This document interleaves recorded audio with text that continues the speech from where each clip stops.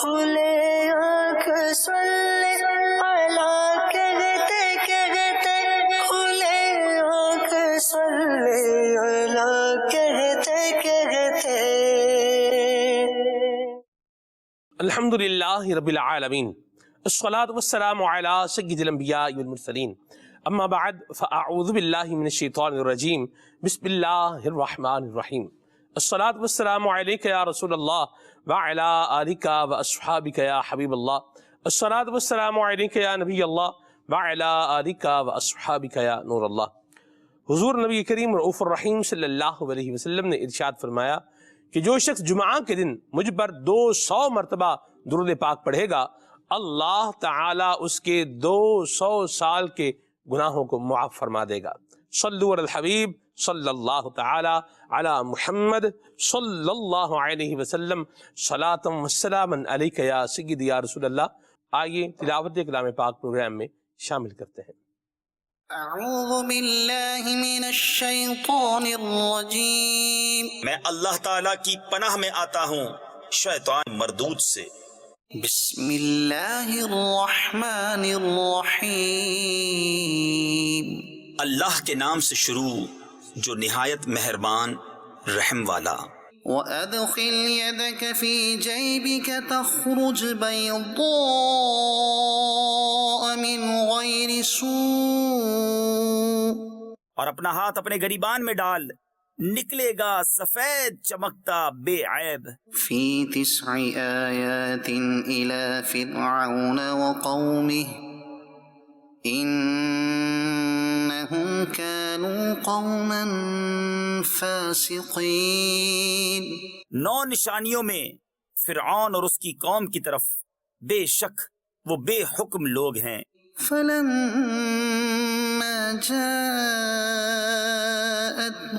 آيَاتُنَا مُبْصِرَةً قَالُوا هَذَا سِحْرٌ مُبِينٌ.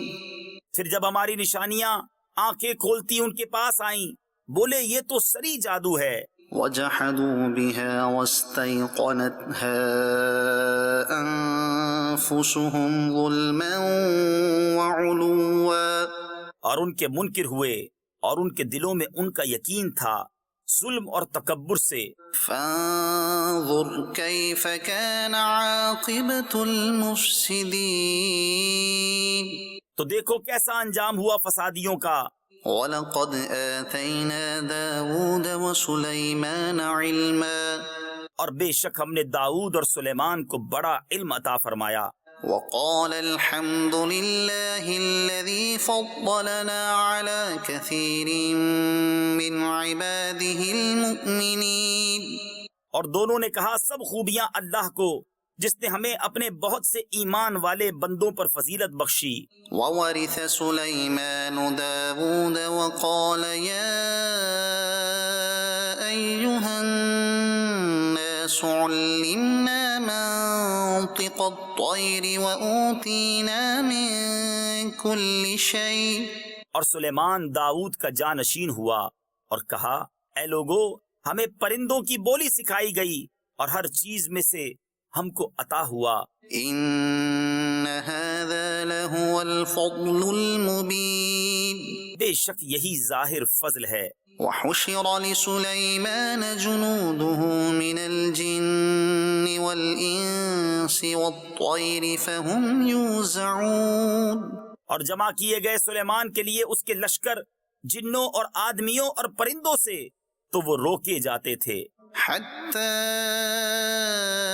إِذَا أَتَوْا عَلَى وَادِ النَّمْلِ قَالَتْ نَمْلَةٌ يَا أَيُّهَا النَّمْلُ ادْخُلُوا مَسَاكِنَكُمْ لَا يَحْطِمَنَّكُمْ سُلَيْمَانُ وَجُنُودُهُ وَهُمْ لَا يَشْعُرُونَ. یہاں تک کہ جب چونٹیوں کے نالے پر آئے ایک چونٹی بولی اے چونٹیوں اپنے گھروں میں چلی جاؤ، تمہیں کچل نہ ڈالے سلیمان اور ان کے لشکر بے خبری میں فتبسم ضاحكا من قولها وقال رب أوزعني أن أشكر نعمتك التي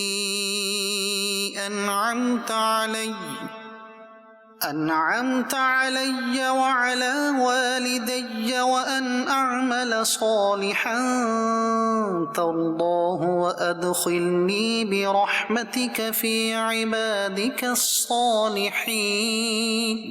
تو اس کی بات سے مسکرا کر ہنسا اور عرض کی اے میرے رب مجھے توفیق دے کہ میں شکر کروں تیرے احسان کا جو تو نے مجھ پر اور میرے ماں باپ پر کیے، اور یہ کہ میں وہ بھلا کام کروں جو تجھے پسند آئے، اور مجھے اپنی رحمت سے اپنے ان بندوں میں شامل کر جو تیرے قرب خاص کے سزاوار ہیں. صدق اللہ العظیم. اللہ تبارک و تعالی ہم سب کو قرآن کریم پڑھنے کی اور اس کی تلاوت کرنے کی توفیق عطا فرمائے، اور قرآن کریم کے پڑھنے کے ساتھ ساتھ ترجمہ اور تفسیر میں تفسیر سیاۃ الجنان پڑھنے کی بھی اللہ تعالی ہمیں سعادت نصیب فرمائے، آمین. آج کے اس مبارک دن میں ہم ایک بڑی ہی مبارک ہستی کا ذکر کرنے جا رہے ہیں، جن کے کچھ القابات یوں بیان کیے گئے ہیں: قدوۃ الانام، عمدۃ الاحکام، النور البسیط، البحر المحیط، مفتی الطریقتین، سلطان العارفین، برہان المحققین، شیخ اکبر حضرت شیخ محی الدین محمد بن علی ابن عربی رحمۃ اللہ تعالی علیہ. آج انشاءاللہ الکریم اس عظیم اللہ تبارک و تعالی کے ولی کی عظمت، شان اور رفعت کے ساتھ ساتھ ان کا علم دین اور ان کا علم دین سیکھنے کے لیے جو سفر تھا، اور پھر کس کس انداز میں آپ نے کیا کیا علم حاصل کیا، انشاءاللہ الکریم اس کی بھی بات کریں گے.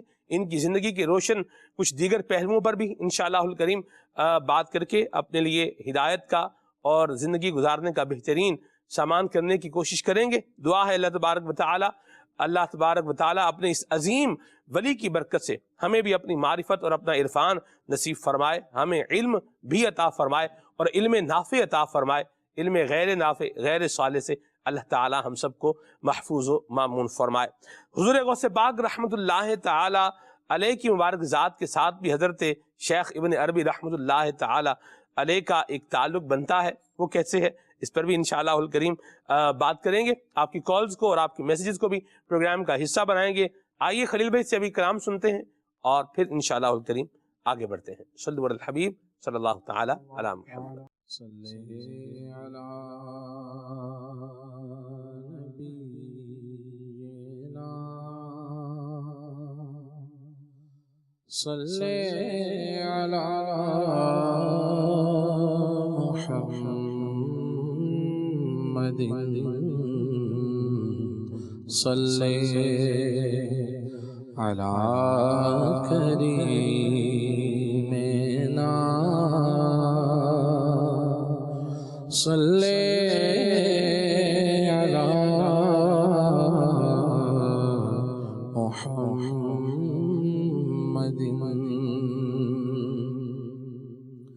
ساڈے ول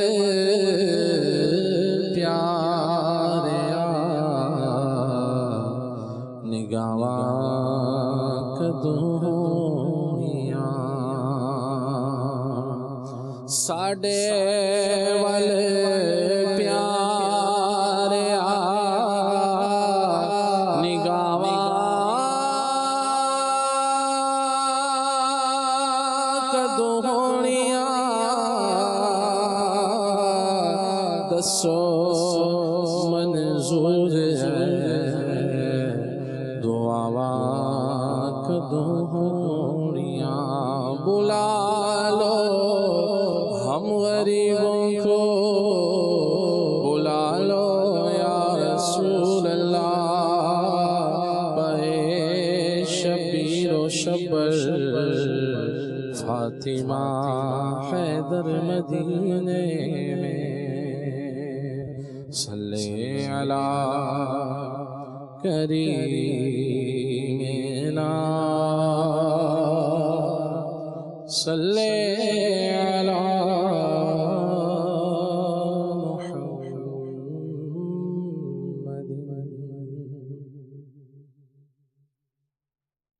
سویا ہوا نصیب جگا دیجئے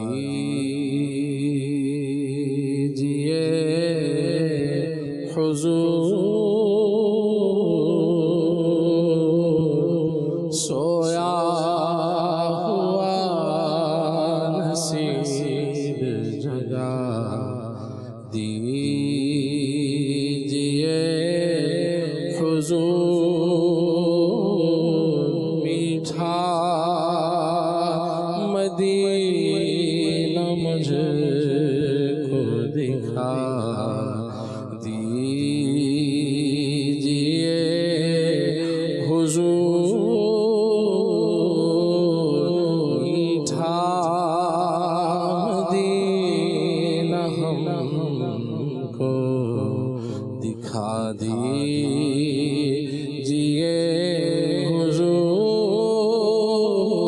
حضور سویا ہوا نصیب جگا دیجئے حضور سویا ہوا نصیب جگا دیجئے حضور قسمت میری چمکائیے چمکائیے آقا مجھ کو بھی درِ پاک پہ بلوائیے آقا چمک تجھ سے پاتے ہیں سب پانے والے میرا دل بھی چمکا دے میرا دل بھی چمکا دے چمکانے والے میرا بخت چمکا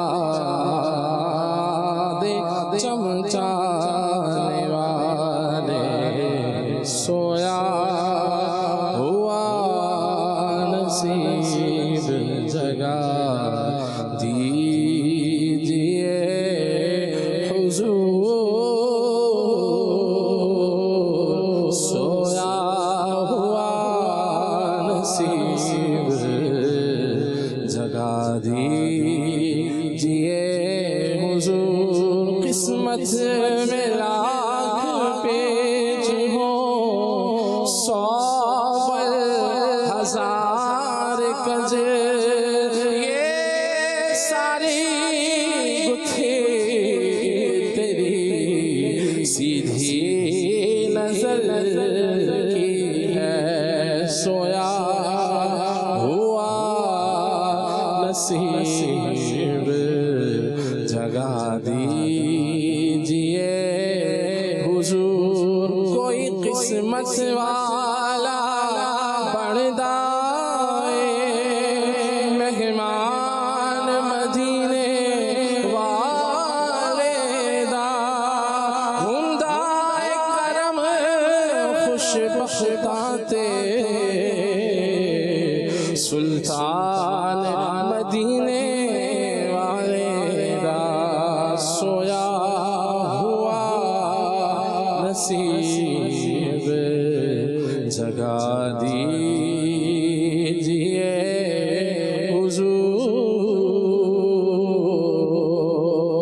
حضور مسکین ہو غریب ہو پلے نہیں ہے کچھ مسکین ہو غریب ہو پلے نہیں ہے کچھ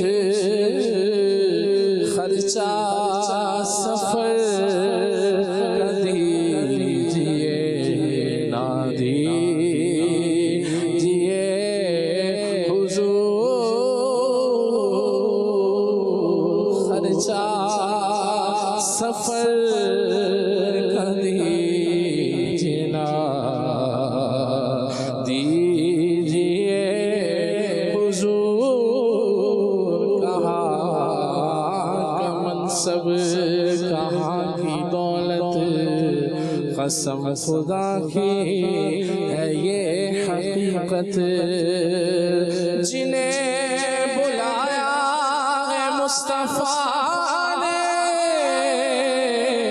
وہی مدینے کو جا رہے ہیں،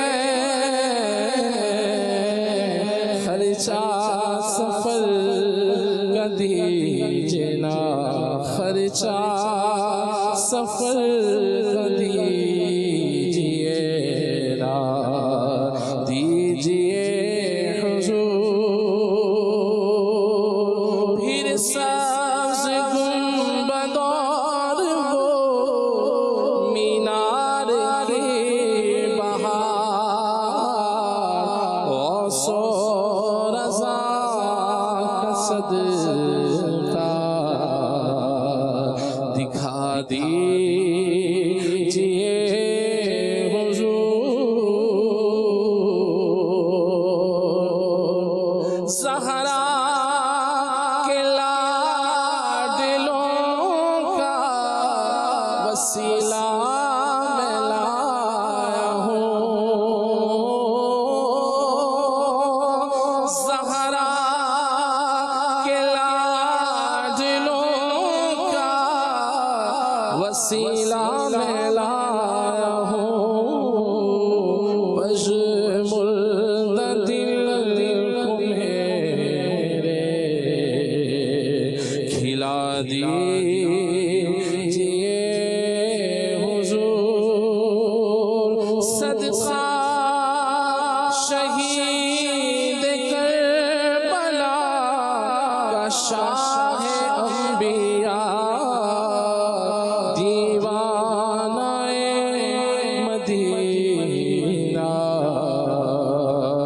بنا دیجیے حضور، دیوانہ مدینہ بنا دیجیے حضور، احمد رضا کا واسطہ الفت کا ساقیہ، مجھ کو چھلکتا جام پلا دیجیے حضور، خلفائے راشدین کے صدقے میں یا نبی، خوابوں میں اپنا جلوہ دکھا دیجیے حضور، خوابوں میں اپنا جلوہ دکھا دیجیے حضور، عرفات اور مزدلفہ اور مینا چلو، عرفات اور مزدلفہ اور مینا چلو، حج کر لو حق سے اذن دلا دیجیے حضور، قفل مدینہ دیجیے، مرشد کا واسطہ، قفل مدینہ دیجیے، مرشد کا واسطہ، خاموش رہنا مجھ کو سکھا دیجیے حضور، خاموش رہنا ہم کو سکھا دیجیے حضور، پرخار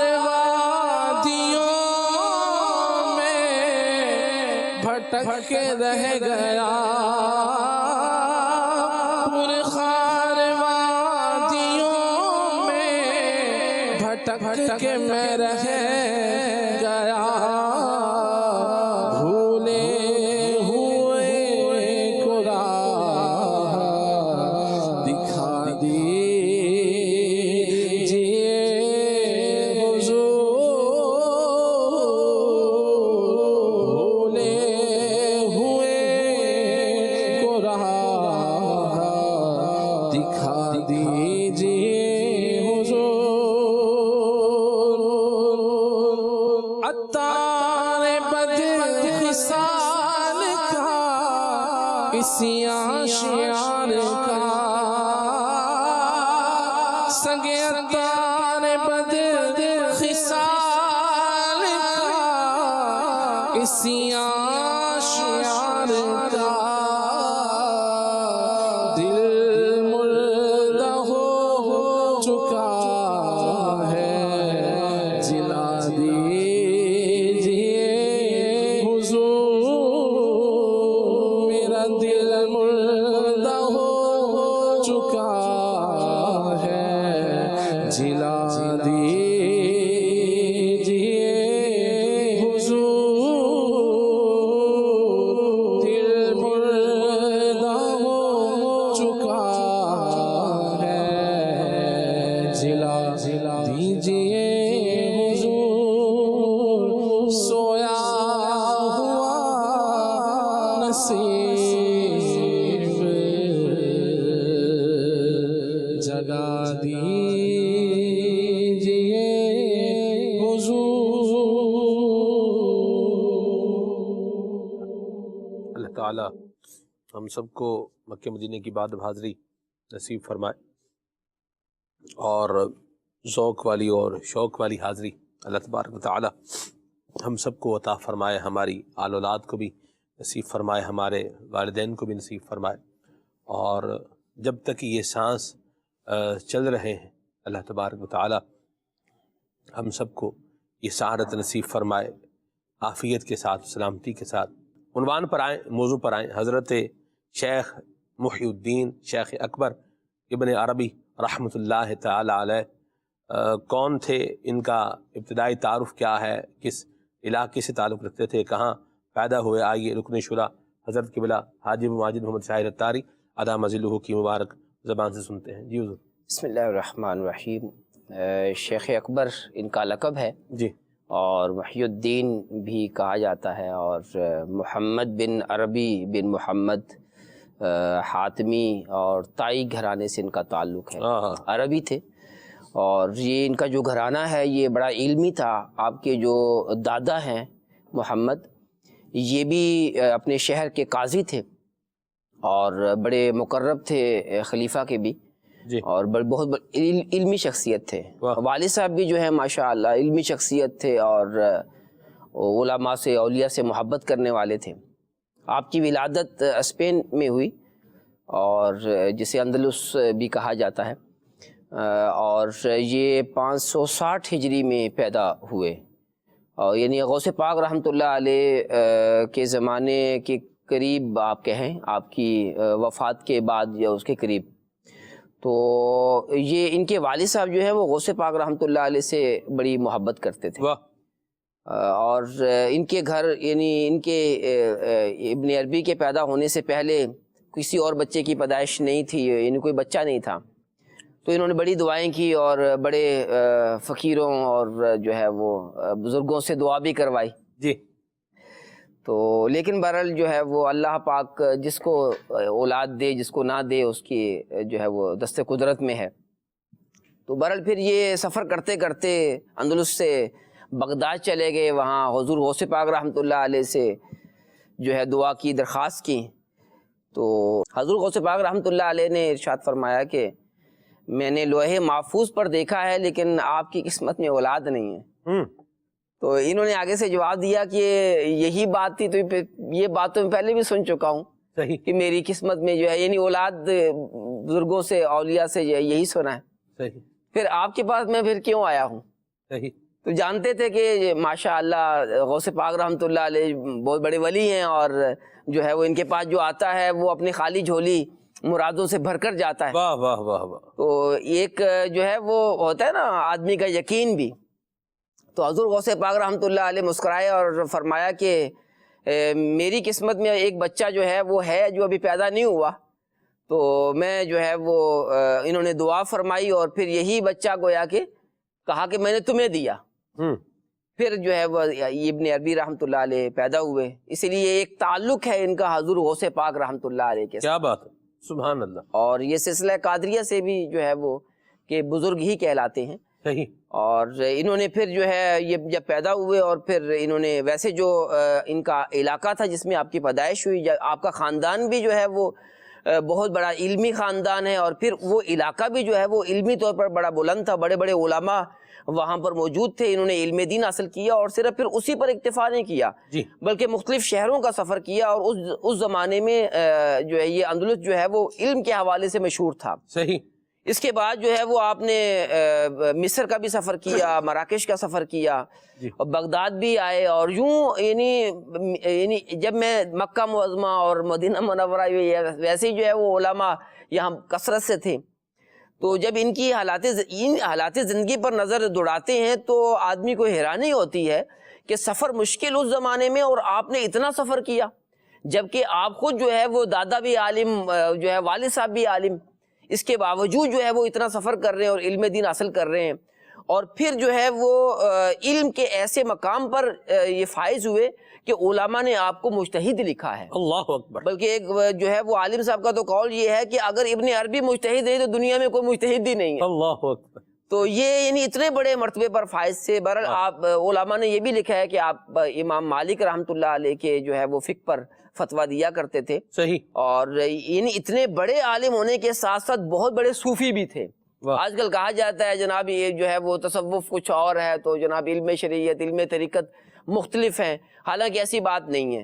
ابن عربی میں تو یہ تو صوفیہ کے بہت بڑے سردار سمجھے جاتے ہیں۔ ایسی بات جب ہم صوفیہ کی بات کرتے ہیں، علم تصوف کی بات کرتے ہیں، تو ابن عربی رحمۃ اللہ علیہ جو ہے ان کا بہت بڑا مرتبہ ہے، غوث پاک رحمۃ اللہ علیہ سے کیونکہ تعلق بھی تھا۔ جی۔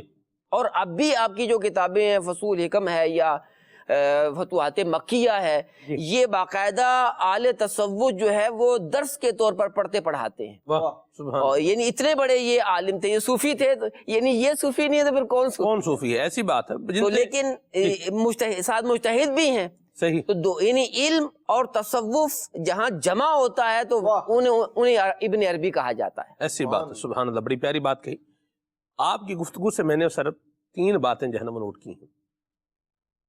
نمبر 1، آپ کے گھرانے کا اچھا ہونا، تو ہمارا گھرانہ بھی اچھی اس کی پہچان ہونی چاہیے، اچھا ہے یا نہیں ہے، اللہ رسول کے احکامات کے اعتبار سے تو اس پر غور کرنے کی حاجت ہے، ایک بات۔ دوسری جو آپ نے ذکر فرمایا وہ یہ ہے کہ سیکنگ نالج، یعنی علم حاصل کرنا، اور علم ظاہر و باطن کی آپ جو ہے وہ جامع ہے۔ بعض اوقات جہالت جو ہے نا اس طرف یہ ناچتی ہوئی دکھائی دیتی ہے۔ ایک ہوتا ہے جہالت کا ہونا، اور ایک آپ یوں بولیں کہ جہالت جو ہے نا وہ یہ رقص کرتی ہوئی جو ہے وہ نظر آ رہی ہے، اس کا بھی جو ہے وہ معاملہ ہوتا ہے۔ تو آپ اس پر جو ہے وہ یہ ارشاد فرمائیں کہ ہم جتنے اولیاء اور جتنے بھی بڑے بڑے جو سرخیل بزرگ ہیں ان کی زندگی دیکھتے ہیں، حضرت غوث پاک کی زندگی کو دیکھتے ہیں، شیخ اکبر کی زندگی کو دیکھتے ہیں، سلسلہ چشتیہ کے بزرگوں کی زندگی کو جو ہے وہ دیکھتے ہیں، سلسلہ سہروردیہ کے بزرگوں کی زندگی کو دیکھتے ہیں، سلسلہ نقشبندیہ کے بزرگوں کی زندگی کو دیکھتے ہیں، تو علم حاصل کرنے میں انہوں نے بڑا وقت گزارا ہے۔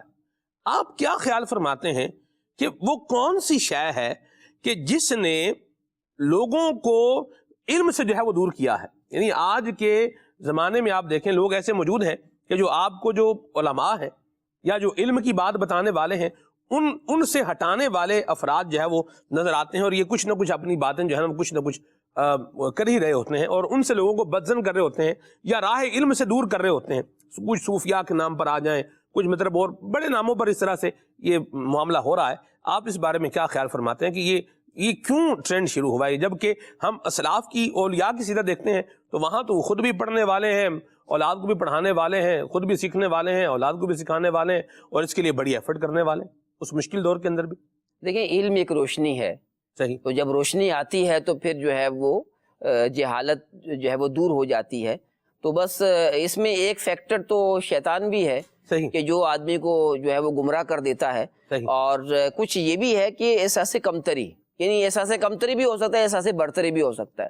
احساس کمتری یوں ہے کہ جناب تصوف کی تہ تک تو یہ پہنچے، اور جو ہے وہ کچھ نہ کچھ جو تصوف اہل تصوف کے کچھ اعمال ہوتے ہیں وہ انہوں نے اوپر اوپر سے تھوڑے سے سیکھ لیے، لیکن جو علم کی گہرائی سے اور تصوف کی گہرائی سے جو ہے یہ ناواقف ہوتے ہیں، تو جب یہ پھر علم کی طرف نظر دوڑاتے ہیں تو احساس کمتری مبتلا ہو جاتے ہیں کہ یہ تو ہمارے پاس ہے ہی نہیں، اور جب یوں جو ہے وہ دیکھتے ہیں کہ یہ ہمارے پاس ہے ہی نہیں، تو اپنی جھیم مٹانے کے لیے تو وہ کہتے ہیں کہ جناب یہ اور ہے وہ اور ہے۔ ایک تو یہ، اور بعض اوقات یہ ہوتا ہے کہ شیطان کھیل رہا ہوتا ہے، کیونکہ تصوف یہ مشکل ہے، اور شیطان کے جو ہے وہ کافی ہتھکنڈے بھی ہوتے ہیں، اور شیطان طرح طرح سے جو ہے وہ آدمی کو گمراہ کرنے کی کوشش کرتا ہے۔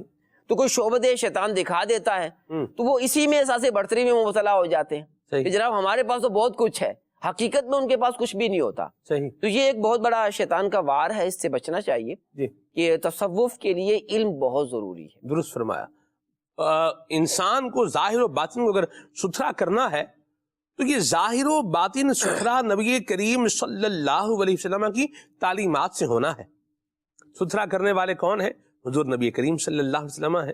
وَيُزَكِّيهِمْ، یہ مزکی حضور کا نام بھی ہے، زکا یزکی، تزکیہ سے مزکی، پاک کرنے والا۔ تو یہ پاک کرنے والے کون ہیں؟ حضور نبی کریم صلی اللہ علیہ وسلم ہے۔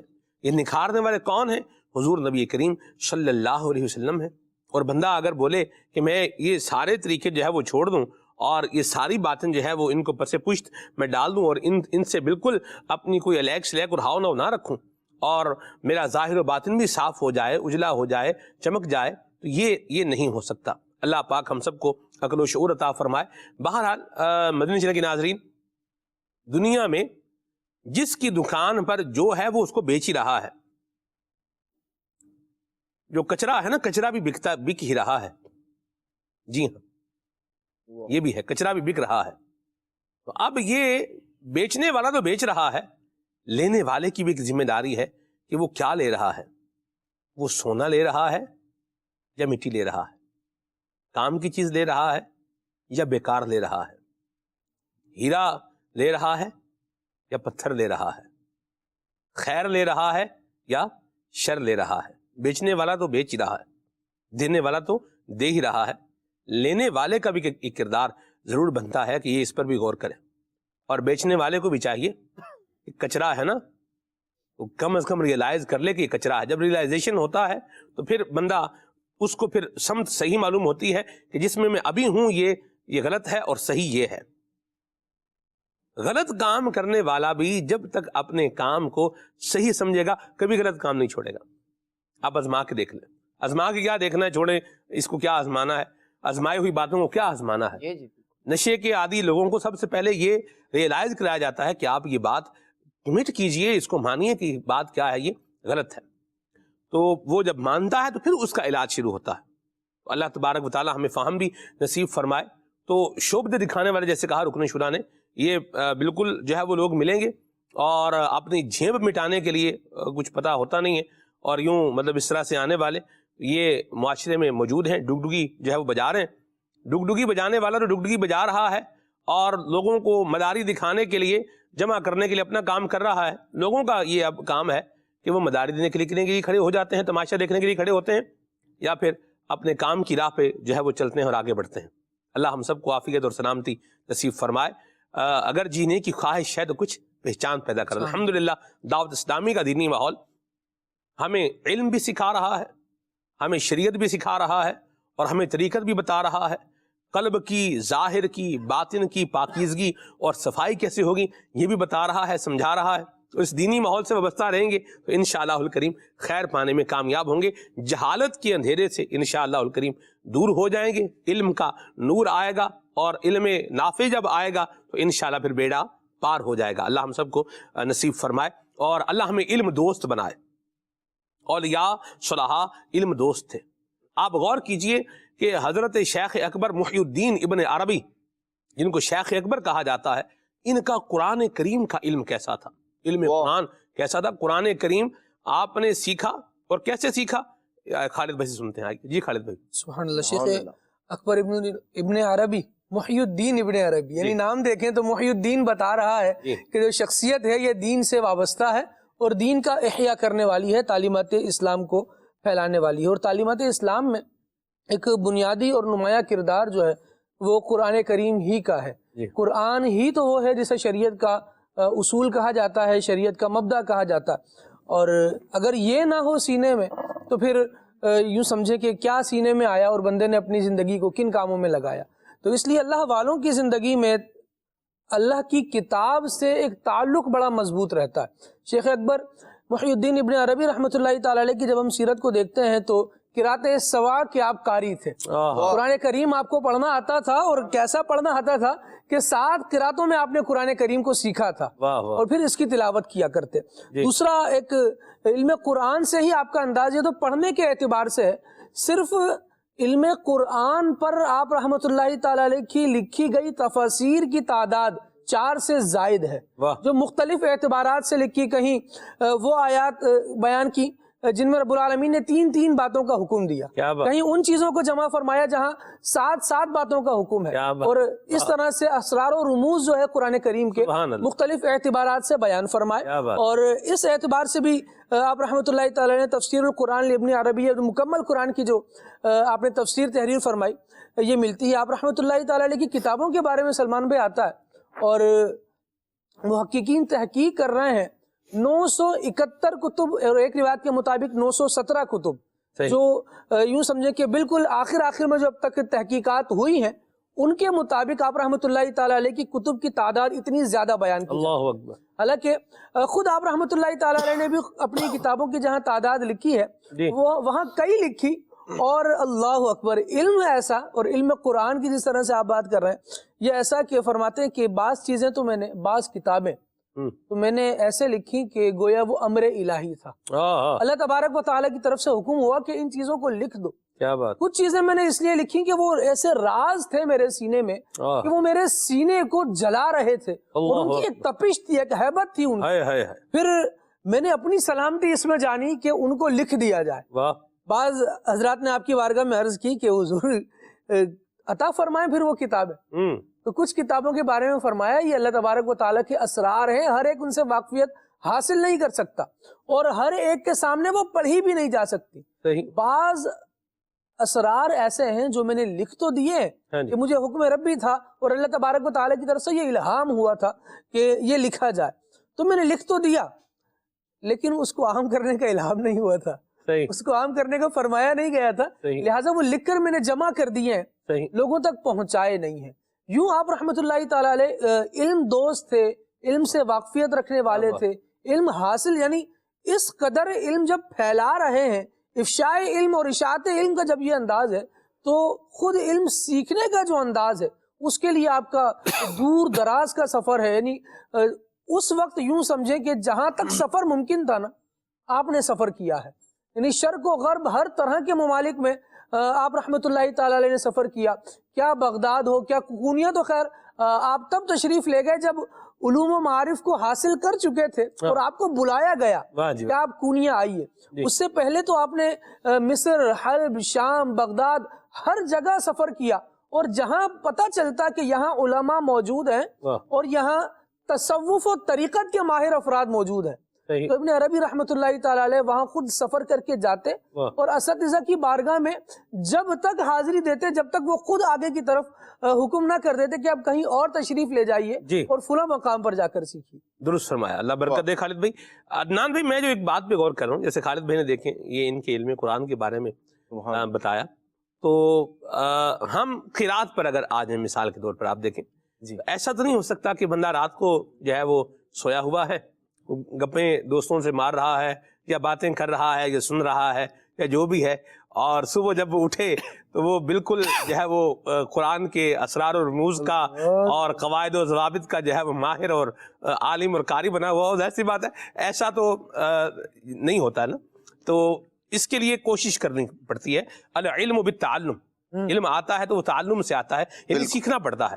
استاد ہوگا، علم ہو تو علم کے لیے معلم بھی چاہیے، جی علم سکھانے والا بھی چاہیے. خود سے تو ایسا تو نہیں ہے نا کہ بھئی بڑا چٹکی بجائے گا اور علم جو ہے وہ بھاگ کے آپ کے پاس آ جائے گا، ایسی بات تو نہیں ہے.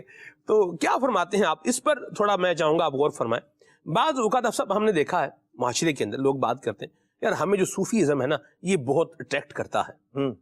اولیاء کی تعلیمات دیکھیں، صوفیاء کا جو ہے وہ انداز دیکھیں، یہ ہمیں بڑا اٹریکٹ کرتا ہے. اچھا، جو اٹریکٹ کرتا ہے نا اب سب، اس میں اگر آپ چیزیں غور کریں تو اس میں کیا ہے؟ اس میں یہ ہے کہ جو بزرگان دین کا ایک پولائٹنس ہے ان کے اندر، اور ایک محبت ہے، ایک شفقت ہے، یہ اٹریکٹ کر رہی ہے. ویل اینڈ گڈ ہے، اور اس کے اگینسٹ کوئی بھی نہیں ہے، اچھی بات ہے. یہ انداز جس میں ہوں گے وہ بندہ دوسروں کو اٹریکٹ کرے گا. نبی کریم صلی اللہ علیہ وسلم کے یہ عطا فرمائے ہوئے مبارک جو ہے وہ انداز ہیں جس میں رحمت ہے، شفقت ہے، کرم نوازی ہے. لیکن عدنان بھائی، قرآن کریم پڑھنے کے اعتبار سے اگر دیکھا جائے تو وہی لوگ جو اس طرح کی باتیں کرتے ہیں یار ہمیں صوفیزم جو ہے وہ پسند ہے اور یا ہمیں بڑا اٹریکٹ کرتے ہیں، یا بھی علماء بھی تھے، یہ بھی ان کی زندگی کا پہلو تھا. لیکن اگر دیکھا جائے تو ان کی زندگی میں قرآن کریم پڑھنے کے اعتبار سے جو حال ہے وہ بالکل ہی بے حال ہوگا. اور وہ بھی اس بات کو کہیں نہ کہیں تو جانتے ہوں گے کہ ہم نے بہت کچھ سیکھا ہے. جیسے ہم نے انگلش سیکھی ہے تو انگلش کے ساتھ اس کا ایکسینٹ بھی سیکھا ہی ہے نا.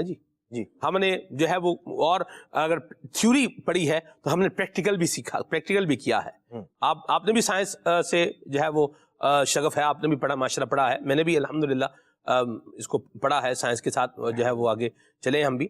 تو تھیوری بھی ہے، پریکٹیکل بھی ہے. کالج میں بھی تھیوری کے دن جو تھے وہ الگ ہوتے تھے اور لیب کے دن جو تھے وہ الگ ہوتے تھے. پریکٹیکل کی اپنی حاجت ہے. اور یہاں پر یہ حساب ہے قرآن کریم پڑھنے کے اعتبار سے نہ کوئی تھریٹیکل ہے نہ کوئی پریکٹیکل ہے. کیا کہیے گا؟ بسم اللہ الرحمن الرحیم. اللہ تبارک و تعالیٰ کے اولیاء یقیناً وہ مقام اور مرتبے پر اس لیے پہنچتے ہیں کہ وہ شریعت کے پابند ہوتے ہیں. صحیح. قرآن مجید فرقان حمید کے مطابق زندگی گزارنا، نبی پاک صلی اللہ تعالیٰ علیہ وآلہ وسلم کی تعلیمات پر عمل کرنا، یہ سبھی کی زندگی میں یوں کہہ لیں کہ جو مشترکہ اوصاف ہوتے ہیں جو سب میں پائے جاتے ہیں، وہ ان میں سے قرآن مجید فرقان حمید کی تلاوت ہے، شریعت پر عمل کرنا ہے. ولی ہے ہی اس لیے کہ وہ شریعت کا پابند ہے، ورنہ ولی نہیں ہو سکتا. تو اللہ تبارک تعالیٰ کے اولیاء کی جب ہم سیرت کو دیکھتے ہیں، وہ شیخ اکبر رحمۃ اللہ تعالیٰ علیہ ہوں، غوث پاک رحمۃ اللہ تعالیٰ علیہ ہوں، یا دیگر اور اولیاء کرام، قرآن مجید فرقان حمید سے ان کا ایک خاص شغف ہے، ایک خاص تعلق ہے. تلاوت قرآن کے اعتبار سے بھی یعنی پڑھ بھی رہے ہیں، سمجھ بھی رہے ہیں. صرف تلاوت تک موقوف نہیں رہتے یہ لوگ، بلکہ قرآن مجید فرقان حمید کے جو اسرار ہیں، جو معنی ہیں، جو رموز ہیں، جو احکام ہیں اس کے، یہ اس کو سیکھتے ہیں اور پھر اس کے مطابق زندگی گزارتے ہیں اور اس کو لوگوں تک پہنچاتے بھی ہیں. آپ شیخ اکبر رحمۃ اللہ تعالی کو دیکھ لیجئے، جیسے خالد بھائی قبلہ نے بیان فرمایا، قرآن مجید کا کیسا شغف ہے. اگر تلاوت قرآن کو دیکھا جائے تو صرف ایک روایت میں نہیں، 7 اشرا کے قاری ہیں آپ، یعنی مختلف لہجوں کے ساتھ آپ قرآن مجید پڑھنے والے ہیں، جو ایک مختلف لہجوں سے اور مختلف روایتوں سے، جی روایتوں کے ساتھ، مختلف قراءتوں کے ساتھ. اور ہر آدمی نہیں پڑھ سکتا، ظاہر سی بات ہے. ایسی بات، صرف پڑھنا بھی اور پھر آگے پڑھانا بھی. یہ حضرت محی الدین ابن عربی رحمۃ اللہ تعالی آپ کی سیرت میں بھی ہے، اور حضرت سیدنا غوث پاک رحمۃ اللہ تعالی کا بھی مبارک انداز یہی تھا. آپ بھی 7 اشرا کے قاری تھے اور روزانہ کی بنیاد پر اب تعلیم دیا کرتے تھے 7 اشرا کی قراءت کی. تو قرآن مجید فرقان حمید کے ساتھ ان کا تعلق ہے. اور پھر اگر فہم قرآن کی طرف آئیں، جو مقصد ہے قرآن مجید فرقان حمید کے نزول کا کہ آدمی اس کو سمجھے اور اس کے مطابق زندگی گزارے، تو اگر یہ اس انداز میں ہم حضرت شیخ اکبر رحمۃ اللہ تعالی کی سیرت طیبہ کو دیکھتے ہیں تو ہمیں قرآن کا وہ ہمیں فہم نظر آتا ہے. قرآن مجید فرقان حمید کی مختلف علماء نے مختلف طرح کی تفاسیر کی ہیں. کسی نے اس کے اندر موجود جو ہے وہ جو علم بلاغت ہے اس کو فوکس کر کے جو ہے وہ تفسیر بیان کی ہے. بعض نے قرآن مجید کے جو احکامات، علم بلاغت ہے کیا؟ یہ پورا علم ہے، پوری علم کی کیا ہے، ایک برانچ ہے.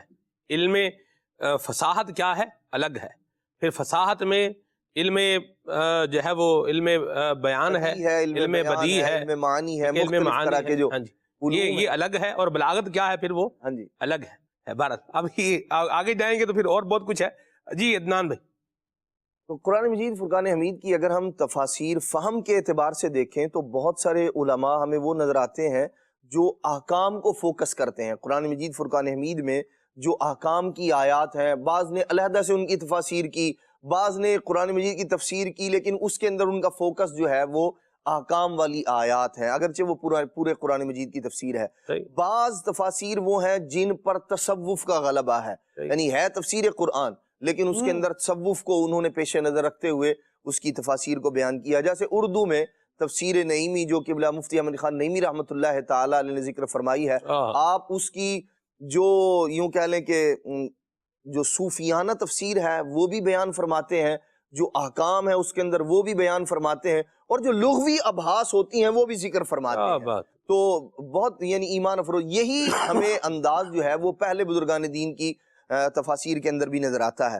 اور جب حضرت محی الدین ابن عربی رحمۃ اللہ تعالی کی ہم سیرت کو دیکھتے ہیں اس حوالے سے، فہم قرآن کے حوالے سے، تو ایک تفسیر ابن عربی جو صوفیانہ تصوف کے طرز پر آپ نے بے مثال جو ہے ایک یوں کہہ لیں کہ کوزے میں دریا کو بند کر دیا آپ نے، مختصر اور جامع قرآن مجید کی تفسیر، بہت پیاری تفسیر ہے۔ اچھا پھر ایک ہی پر بس نہیں ہے، بلکہ فہم قرآن، قرآن کے معانی اور اسرار جب آپ پر کھلتے ہیں تو پھر آپ دوسری کتاب جو ہے وہ تصنیف فرماتے ہیں، تفسیر لکھتے ہیں۔ پھر تیسری جو ہے وہ وہی کہیں جو ہے وہ 3 چیزوں کا ذکر ہے، کہیں 5 چیزوں کا ذکر ہے۔ یہ بھی ایک ذوق ہے کہ قرآن مجید فرقان حمید سے اس طرح کی جو ہے وہ مختلف انواع کی چیزوں کو جمع کیا جائے۔ تو حضرت محی الدین ابن عربی رحمۃ اللہ تعالی کی سیرت میں ہمیں جہاں تصوف نظر آتا ہے وہاں قرآن مجید فرقان حمید کا کس قدر غلبہ ہے، کیسا فہم اللہ کریم نے عطا فرمایا ہے، یہ بتا رہا ہے۔ یہ کوئی انوکھی نئی دنیا نہیں تھی کہ حضرت محی الدین ابن عربی رحمۃ اللہ تعالی نے قرآن و حدیث سے ہٹ کر معاذ اللہ کوئی نیا جو ہے وہ آپ فلسفہ لے کر آئے تھے، نہیں۔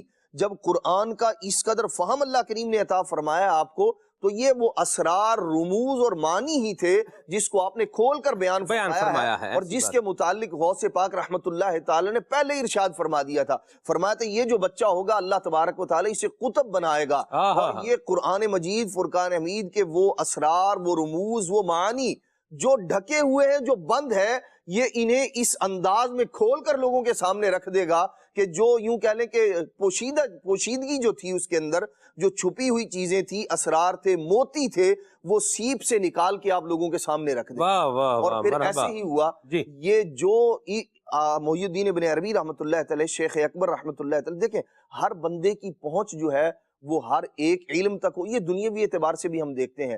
ہم ایک ڈاکٹر کے پاس جاتے ہیں، جی فریکچر ہو گیا ٹانگ میں، تو اس کے لیے ایک علیحدہ جو ہے وہ سرجن ہے، آرتھوپیڈک جو ہے وہ الگ ہے، کارڈیو کا جو ہے وہ الگ ہے، یورولوجی کا الگ ہے۔ جی تو جیسے یہ دنیاوی اعتبار سے علوم کی اور یوں کہہ لیں مختلف فیلڈز کی مختلف جہات ہیں، اور لوگ اس کے اندر مختلف طرح کے پائے جاتے ہیں جو اپنے فن میں مہارت رکھتے ہیں، ایسے ہی علم تصوف، علم طریقت اور پھر شریعت دونوں مل کر یہ بھی ایک جو ہے وہ یوں کہہ لیں کہ شریعت کا ایک باب ہے جس کے اندر ہمیں غوث پاک رحمت اللہ تعالی علیہ، شیخ محی الدین بن عربی رحمت اللہ تعالی جیسے بڑے بڑے آئمہ نظر آتے ہیں۔ تو انہوں نے اپنی زندگیوں کو یوں شریعت کے مطابق گزارا ہے کہ کوئی نیا فلسفہ نہیں لے کر آئے، بلکہ قرآن مجید ہی کی تعلیمات ہیں، احادیث کی ہیں، جو اسرار تھے، جو رموز تھے۔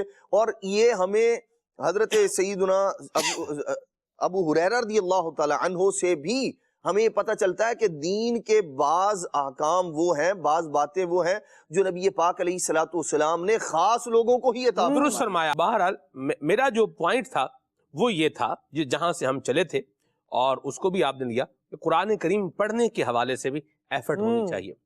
مجھے استاد صاحب یوں لگتا ہے اس طرح جیسے ہم بعض اوقات دیکھتے ہیں بندہ اس طرح کی بات کر یار ہمیں صوفیزم بہت اٹریکٹ کرتا ہے، اولیاء کی زندگی بڑی اچھی لگتی ہے، ہمیں یہ مشرب، یہ انداز بڑا جو ہے وہ اچھا لگتا ہے، لیکن ان کی باتیں میں جیسے میں نے کہی نا 2-3 باتیں بس وہی ہیں، جبکہ مجاہدہ بھی کیا ہے انہی کی زندگی میں ہے، علم حاصل کرنا بھی کیا ہے انہی کی زندگی میں ہے، علم حاصل کرنے کے لیے سفر کرنا بھی کیا ہے انہی کی زندگی میں ہے، قرآن کریم پڑھنا بھی کیا ہے انہی کی زندگی میں ہے. اچھا پھر اتنے بڑے شیخ اکبر کی ہم جو ہے وہ بات کر رہے ہیں, قرآن کریم پڑھنا, پھر مختلف قراتوں کے ساتھ اس کو پڑھنا, یہ بھی کیا ہے ان کی زندگی میں. آپ کو نہیں لگتا کہ اس طرح سے شیطان بعض اوقات کیا کرتا ہے, بندے پہ وار کرتا ہے, جو آسان لگتا ہے یا جو طبیعت کو من بھاتا ہے, وہ بندہ جو ہے وہ ایک نام پر لے کے اپنے اوپر ایک لیبل جو ہے وہ لگا لیتا ہے, اور باقی جو کرنے کے کام ہے ان سے جو ہے وہ دور ہو جاتا ہے. آپ کو لگتا ہے کہ یہاں پر یہ بہانہ یا ہیلا اپنی جگہ پر موجود ہے؟ دیکھیں بعض اوقات جو ہے وہ آدمی اپنی کمزوری کو چھپانے کے لیے اس قسم کی گفتگو کر رہا ہوتا ہے. بالکل درست فرمایا. تو واقعی اپنی کمزوری کو سمجھنا چاہیے اور اس کو دور کرنے کی کوشش کرنی چاہیے. اور علم دین حاصل کرنا یہ تو سمجھیں کہ پہلی منزل ہے, یعنی منزل کی ابتدا ہے کہ آپ یہ علم حاصل کریں گے تو پھر آگے جو ہے وہ تصوف بھی جو ہے وہ پا سکیں گے. اور اولیاء اکرام کی زندگی تو دونوں کا مجموعہ ہے. اچھا مجھے وہ یاد آیا حضرت ابن عربی رحمۃ اللہ علیہ کے بارے میں کہ جب ان کی پیدائش ہو گئی تو اس کے بعد پھر یہ غوث پاک رحمۃ اللہ علیہ کی بارگاہ میں اس بچے کو لے کر گئے تھے ان کے والد صاحب, اور غوث پاک رحمۃ اللہ علیہ کی زیارت انہوں نے بچپن میں کی تھی, اور حضور غوث پاک رحمۃ اللہ علیہ نے ان کو دیکھ کر جو ہے وہ خوشی کا بھی اظہار فرمایا. اور جیسے کہ عدنان بھائی نے بتایا کہ ان کے بارے میں خوشخبری بھی دی کہ یہ بچہ جو ہے وہ اولیاء کا سردار بنے گا. تو یہ ان بزرگوں کی بارگاہوں میں جو ہے وہ جب ہم ان کی ہسٹری پر نظر ڈالتے ہیں تو واقعی بڑے مجاہدے کیے ہیں. یہ ان کو یہ منزل اتنی آسانی سے نہیں ملی. ان کی عبارتیں بھی کم نہیں ہیں جی, خالی صرف زبان کے منہ کے میٹھے ہی نہیں تھے, کردار کے بھی اگر آپ دیکھیں تو کردار کے بھی جو ہے وہ اعلیٰ کردار والے تھے. لیکن یہاں پر کیا ہوتا ہے بعض اوقات صرف الفاظ کا یوں بولے کہ وہ جامع آ رہا ہے اور خامہ کیا ہے وہ اندر سے اس کا کیا حال ہے, یہ ایک اگلی بات ہے. اور اپنے اخلاق کو سنوارنے کے لیے علم تو ضروری ہے, اور جب سیرت نبی صلی اللہ علیہ وآلہ وسلم سے واقفیت ہوگی تو پھر سنت نبی صلی اللہ علیہ وسلم پر عمل کرنے والے ہی بنیں گے. اور یہ علماء جب آپس میں ملتے تھے نا تو باتیں بھی ان کی یوں ہی ہوتی تھیں, اور بعض اوقات تو باتیں بھی نہیں ہوتی تھیں. اللہ اکبر. حضرت ابن عربی رحمۃ اللہ علیہ, حضرت شیخ صحاب الدین سہروردی رحمۃ اللہ علیہ سے ان کی ملاقات ہوئی نا, دونوں بزرگوں کی, دونوں بڑے بزرگ ہیں. حضرت شیخ شہاب الدین سہروردی رحمۃ اللہ علیہ سلسلہ سہروردیہ کے سردار ہیں, بانی ہیں, اور ابن عربی رحمۃ اللہ علیہ تو یہ علم کا جو ہے وہ سمندر تھے. بہرحال دونوں کی ملاقات ہوئی اور دونوں سلام دعا کے بعد جو ہے وہ بیٹھ ہی گئے. اب یا نہ یہ بات کر رہے ہیں نہ وہ بات کر رہے ہیں. اللہ اکبر. دونوں نے کوئی گفتگو نہیں کی سلمان بھائی جی, اور بغیر گفتگو کیے ملاقات ہو گئی, اور جو بھی جو ہے وہ خیر خواہی ہوگی, چائے وغیرہ اس میں پتہ نہیں تھی کہ نہیں تھی, بل جو بھی مشروب وغیرہ ہوگا تو اس کو پیا ہوگا, جیسے یہی بزرگوں کا طریقہ کار یہی رہا ہے جی. لیکن آپس میں کوئی گفتگو نہیں ہوئی, اور دونوں جدا ہو گئے. کسی نے پوچھا کہ آپ بتائیں اتنے بڑے جو ہے وہ عالم اور صوفی سے آپ ملاقات کر کے آئے ہیں, شیخ شہاب الدین سہروردی سے کسی نے پوچھا کہ آپ نے کیسا پایا, تو کہا کہ میں نے انہیں علم کا سمندر پایا. اللہ اکبر. اور معارف کا جو ہے ان کے اندر مجموعہ تھا, یہ معارف کے مجموعہ تھے. اور جب ابن عربی رحمۃ اللہ علیہ سے پوچھا گیا کہ آپ نے شیخ شہاب الدین سہروردی کو کیسے پایا, تو آپ نے فرمایا کہ میں نے ان کو سنت کا پابند پایا. اللہ. تو دیکھیں ایک اس میں دو باتیں ہیں. ایک بات تو یہ ہے کہ بزرگان دین ایک دوسرے کو قدر کی نگاہ سے دیکھتے تھے اور خوبیوں پر ان کی نظر ہوا کرتی تھی, اور جب کوئی پوچھتا تھا تو پھر خوبی کو جو ہے وہ برملا اس کا اظہار بھی کیا کرتے تھے. ہمارے ہاں ایک پرابلم یہ بھی ہے کہ کسی کے اندر خوبی موجود بھی ہو تو اور کوئی ذکر کر دے کہ جناب سلمان بھائی کے اندر خوبی ہے. میرے سامنے اگر عدنان بھائی کہتے ہیں کہ سلمان بھائی میں یہ خوبی ہے تو بدقسمتی دیکھیے اور کمزوری کیا دیکھیے کہ میرے منہ سے نکلے گا ہاں بس یہ بھی ہے, کمزوری بھی تو ہے نا. یعنی یوں ہم اس کی جو ہے کوئی خوبی کو سننا بھی برداشت نہیں کرتے. تعریف کرنا تو بجا, دعا کرنا تو بجا, یعنی جو ہے وہ اپنی جگہ, لیکن جو ہے وہ ہم کسی کی تعریف بھی سننا نہیں پسند کرتے.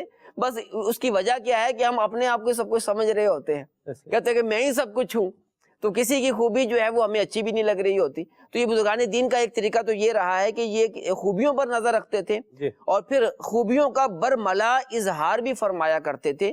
اور دوسری بات یہ ہے کہ جب بزرگان دین آپس میں یوں ملاقات کرتے ہیں تو زیادہ گفتگو کرنے کے بجائے خاموشی کو پسند کرتے ہیں, کیونکہ خاموشی یہ بھی ہمارے پیارے آقا صلی اللہ علیہ وآلہ وسلم کی سنت ہے.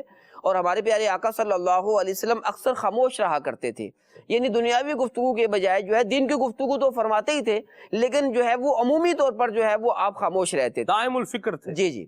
تو یوں ہمیں بھی جو ہے وہ یوں کوئی فکر بھی کرنی چاہیے، ہم دنیا کی فکر تو کر رہے ہوتے ہیں لیکن آخرت کی فکر سے یکسر غافل ہوتے ہیں۔ تو ہاں، آپس میں جب ملاقات ہو تو ضرورت کی بات کریں، اس کے علاوہ جو ہے وہ ہمیں خاموشی اختیار کرنی چاہیے۔ درست فرمایا، اور حدیث پاک بھی ہے، من سمت نجات، چپ رہا اس نے نجات پائی۔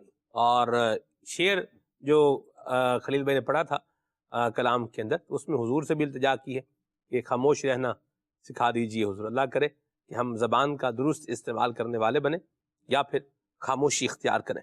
تو بات ہماری چلی تھی اور یہاں سے چلی تھی کہ اولیاء، صلحاء اور صوفیاء اور علماء، ان کی زندگی کے اگر انداز دیکھے جائیں تو یہ بڑے پیارے ہیں، بڑے متوازن ہیں۔ ہمیں ان سے فیض دینا چاہیے۔ صرف اپنی پسند کی بات جو ہے وہ بندہ لے کے اب اسی کے اوپر جو ہے تکیہ کر لے، ایسا نہیں ہے۔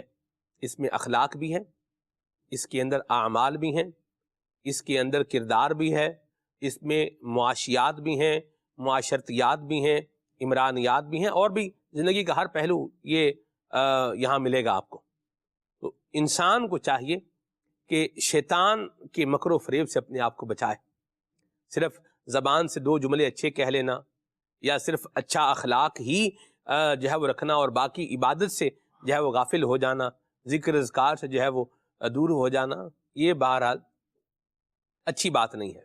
عمران بھی شریعت میں اسی لیے مختلف چیزوں کو جو ہے وہ ان کی درجہ بندی کی گئی ہے کہ اس جیسے فرض ہے، واجب ہے، اور اسی طرح جو ہے وہ سنن مؤکدہ ہیں، تو اور پھر آگے جا کر اخلاقیات جو ہے وہ آتی ہیں۔